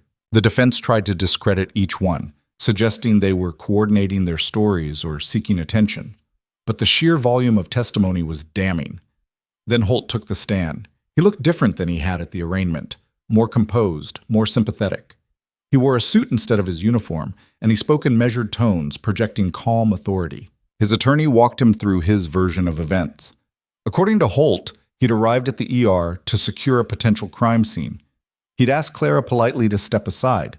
She'd refused, becoming confrontational and aggressive. He'd tried to de-escalate, but she'd continued to interfere, forcing him to call for backup. I was just trying to do my job, Holt said, his voice tinged with frustration. I understand that Ms. Whitmore has an impressive background, but in that moment she wasn't acting like a professional. She was acting like someone who thought the rules didn't apply to her. It was a good performance. Clara could see some of the jurors nodding along. Then Diana Ruiz stood for cross-examination. Officer Holt, you testified that you asked Nurse Whitmore politely to step aside. Is that correct? Yes. Can you describe your exact words? Holt hesitated. I said something like, "Ma'am, please step away from the patient." Ruiz nodded. And when she explained that she was stabilizing the patient, what did you say? I told her that I needed to secure the scene. Did you ask about the patient's condition? I don't recall. You don't recall? Let me refresh your memory. Ruiz pulled out a transcript. According to multiple witnesses, including your fellow officer Jamie Reese, you said, and I quote, "You're done here. Move aside or I'll have you removed." She looked up. Does that sound polite to you? Holt's jaw tightened. I was asserting authority. By threatening a nurse in the middle of treating a dying patient. She wasn't dying. Actually, she was. Dr. Ambrose testified that without immediate intervention, the patient had minutes to live. Did you know that? I'm not a doctor. Exactly. You're not a medical professional, yet you overrode the judgment of someone who is. Why? Holt's composure began to crack. Because I had a job to do. And what job was that?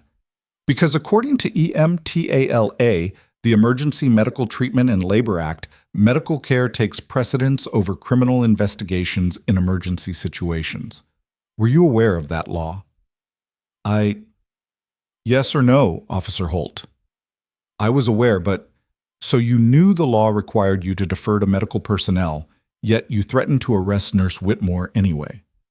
She was being insubordinate. She was saving a life. Ruiz stepped closer. You also testified that you never sent Nurse Whitmore a threatening note or made threatening phone calls. Is that correct? Yes. Then can you explain why a note found on her car matches paper purchased by your department? Or why phone records show a call from your personal cell to her number 2 days after the incident? Holt's face flushed. That doesn't prove... It proves you lied under oath. Ruiz's voice was ice. Just like you lied when you claimed you were following protocol. Just like you lied when you filed a complaint alleging Nurse Whitmore obstructed your investigation. You've built a career on intimidation and lies, Officer Holt, and now you're asking this jury to believe you're the victim. Objection! Pierce was on her feet. Counsel is testifying. Withdrawn. Ruiz turned to the judge. No further questions. Holt stepped down, looking shaken. Clara saw his hands trembling as he returned to the defense table. The closing arguments came the next day. Pierce did her best, painting Clara as a vigilante nurse who'd overstepped her authority. But Ruiz's closing was devastating. She walked the jury through every piece of evidence, every witness statement, every lie Holt had told. This case isn't complicated, Ruiz said. Officer Holt abused his authority. He interfered with emergency medical care, and when someone called him on it, he retaliated. The law is clear, the facts are clear, and the defendant is guilty. The jury deliberated for 6 hours. When they returned, the foreman stood and read the verdict. Guilty on all counts. The courtroom erupted. Reporters scrambled for the exits. Holt sat frozen, his face blank with shock. Clara felt Voss grip her hand, but the sensation seemed distant, muted. It was over. The sentencing hearing was scheduled for 2 weeks later. Holt received 18 months in prison, 3 years probation, and a permanent ban from law enforcement. The judge's words were sharp, unforgiving. You were given a badge and a mandate to protect people. Instead, you used that authority as a weapon. This court finds your conduct reprehensible and your lack of remorse disturbing. Society trusts its officers to serve with integrity. You violated that trust in the worst possible way. Holt was led out in handcuffs. He didn't look at Clara as he passed. Outside the courthouse, reporters swarmed. Clara gave a brief statement, thanking the prosecution, the witnesses, everyone who'd stood up when it mattered. Then she got in her car and drove away. The hospital held a ceremony 3 days later. Director Delacroix presented Clara with a formal commendation for her service during the factory explosion. Dr. Ambrose spoke about her professionalism and dedication. The ER staff gave her a standing ovation. It should have felt like vindication. But all Clara felt was tired. That night, she sat in her apartment with the Army folder open in front of her. The offer was still there, leadership position, training the next generation, a chance to do something that mattered on a scale she'd never achieve in a small-town ER. Her phone rang. Graves. Saw the verdict. Hell of a thing. Yeah. So now what? Clara looked around her apartment. At the bare walls. At the second-hand furniture. At the life she'd built that had never quite felt like home. I think I'm ready to come back, she said. Graves was quiet for a moment. Then, when? Give me 2 weeks to wrap things up here. Done. I'll have the paperwork ready. Clara hung up and stared at the folder for a long time. Then she closed it and stood up. She had one more thing to do. The next morning, Clara walked into the Mercy Ridge General ER for the last time as a staff member. Jen saw her first and immediately knew. You're leaving. Yeah. The Army thing? The Army thing. Jen's eyes filled with tears, but she smiled through them. Good. This place doesn't deserve you anyway. Clara found Dr. Ambrose in his office, reviewing charts. He looked up when she knocked. I'm resigning, she said without preamble. Effective in 2 weeks. Ambrose set down his pen. The Army offer. I need to do something that matters. Something bigger than this. You matter here. I know, but there are 100 nurses who can do what I do here. There aren't many who can train combat medics. Clara paused. You taught me that outcomes matter more than comfort. I'm just following that lesson. Ambrose stood and crossed the room. Then he did something Clara had never seen him do. He hugged her. Go save the world, Whitmore. Clara's last shift was on a Friday. She worked it like any other, treated patients, charted notes, restocked supplies. Around midnight, the ER got quiet, and she found herself standing near the entrance where it had all started. The same fluorescent lights, the same antiseptic smell, the same rhythm she'd learned to trust. Officer Kelso, the young cop who'd been shot, walked in for his follow-up appointment. He was moving slowly but steadily, his partner beside him for support. He saw Clara and stopped. "Heard you're leaving." "News travels fast." "Also heard you're the reason I'm alive." Kelso extended his hand. "I never got to thank you properly." Clara shook it. "Just doing my job." "Same thing Holt said. But you meant it." He paused. "For what it's worth, not all cops are like him. Some of us actually want to help people." "I know." After he left, Clara finished her charting and changed out of her scrubs for the last time. She stood in the locker room, looking at the name tag she'd worn for nearly a year, then tucked it into her pocket. Outside, the December air was sharp and cold. Her car was covered in frost. She scraped the windshield methodically, watching her breath fog in the darkness. Her phone buzzed, a text from Voss. "Heard you're heading back to the Army. Proud of you. Stay in touch." Another from Graves. "Paperwork's ready. Report to Fort Benning. January 15th. Don't be late." Clara sat in her car for a long time, engine running, heat slowly defrosting the windows. She thought about the patient she'd saved that first night, about the factory workers she'd treated during the explosion, about Kelso and Torres and all the others who'd needed someone to push back when authority overstepped. She thought about Holt sitting in a cell, stripped of his badge and his power. She thought about the system that had protected him for years until someone finally refused to look away, and she thought about what came next. The drive to her apartment took 15 minutes. She packed methodically over the next 2 weeks, clothes, books, the box of commendations she'd kept under the bed. She sold most of her furniture. She notified her landlord. She said goodbye to the few people who'd become something like friends. On her last day in Mercy Ridge, she drove past the hospital one final time.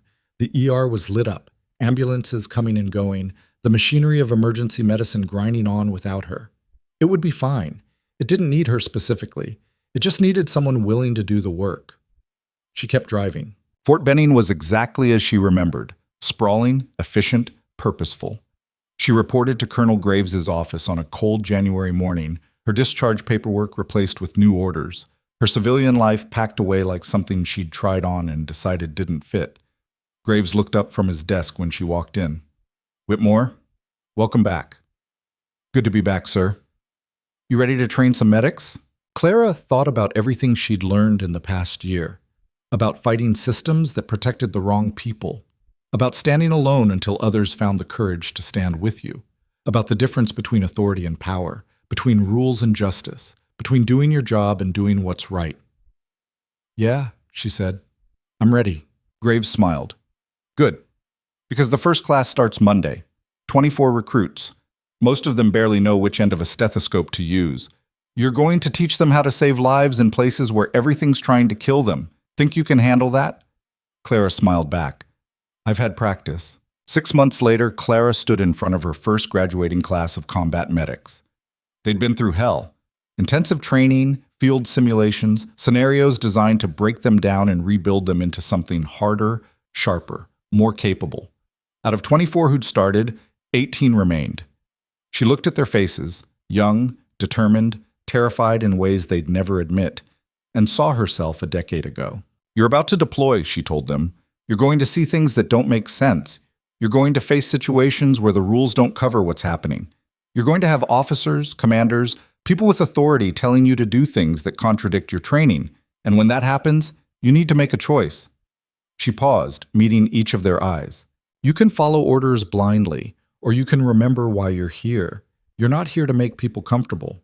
You're not here to follow protocol for its own sake. You're here to keep people alive. And if someone, anyone, tells you to do something that compromises that mission, you push back. You document it, you report it, and you do what's right anyway." One of the recruits raised his hand. "What if we get in trouble?" Clara smiled. "You will get in trouble, probably multiple times. But trouble's temporary. Lives are permanent. So you do the work. You save who you can, and you let the people in charge worry about covering their asses." After the ceremony, Graves found her in the training facility. Hell of a speech. just telling them the truth. The Army's not always great with truth tellers. Then the Army needs better truth tellers. Clara looked at the empty training bay, at the mannequins and equipment and controlled chaos that would start again Monday with a new class. This is where I'm supposed to be. I know, I've been telling you that for years. A comfortable silence settled between them. Then Graves pulled an envelope from his jacket. This came for you, from Mercy Ridge. Clara opened it. Inside was a letter from the hospital board, formally thanking her for her service and noting that the new emergency protocols she'd helped draft had already prevented 2 incidents of law enforcement overreach. Attached was a newspaper clipping, a story about Officer Jamie Reese being promoted to detective after his testimony led to a department-wide review of use of force policies. Clara read it twice, then folded it carefully and tucked it in her pocket. You ever regret it? Graves asked, leaving the ER. Clara thought about it, about the patients she'd treated, about the fight she'd won and the system she'd helped change, about the fact that somewhere in Mercy Ridge, nurses were working without fear because someone had pushed back hard enough to matter. No, she said. I did what I needed to do there. Now I'm doing what I need to do here. Good answer. They walked out into the afternoon sun together. Somewhere across the base, recruits were running drills. Somewhere in the world, medics she'd trained were saving lives in places most people would never see. And somewhere in a small town she'd probably never visit again, the system was a little bit better because someone had refused to stay in their lane. Clara Whitmore had been a lot of things. Soldier, medic, nurse, defendant, troublemaker. But the thing that mattered most, the thing that defined her, was simple. When it counted, when lives hung in the balance and authority demanded submission, she'd chosen to stand. And she'd do it again tomorrow. She'd do it every day for the rest of her life. Because pressure doesn't change who you are. It just reveals what you're made of. And Clara Whitmore was made of something that didn't break.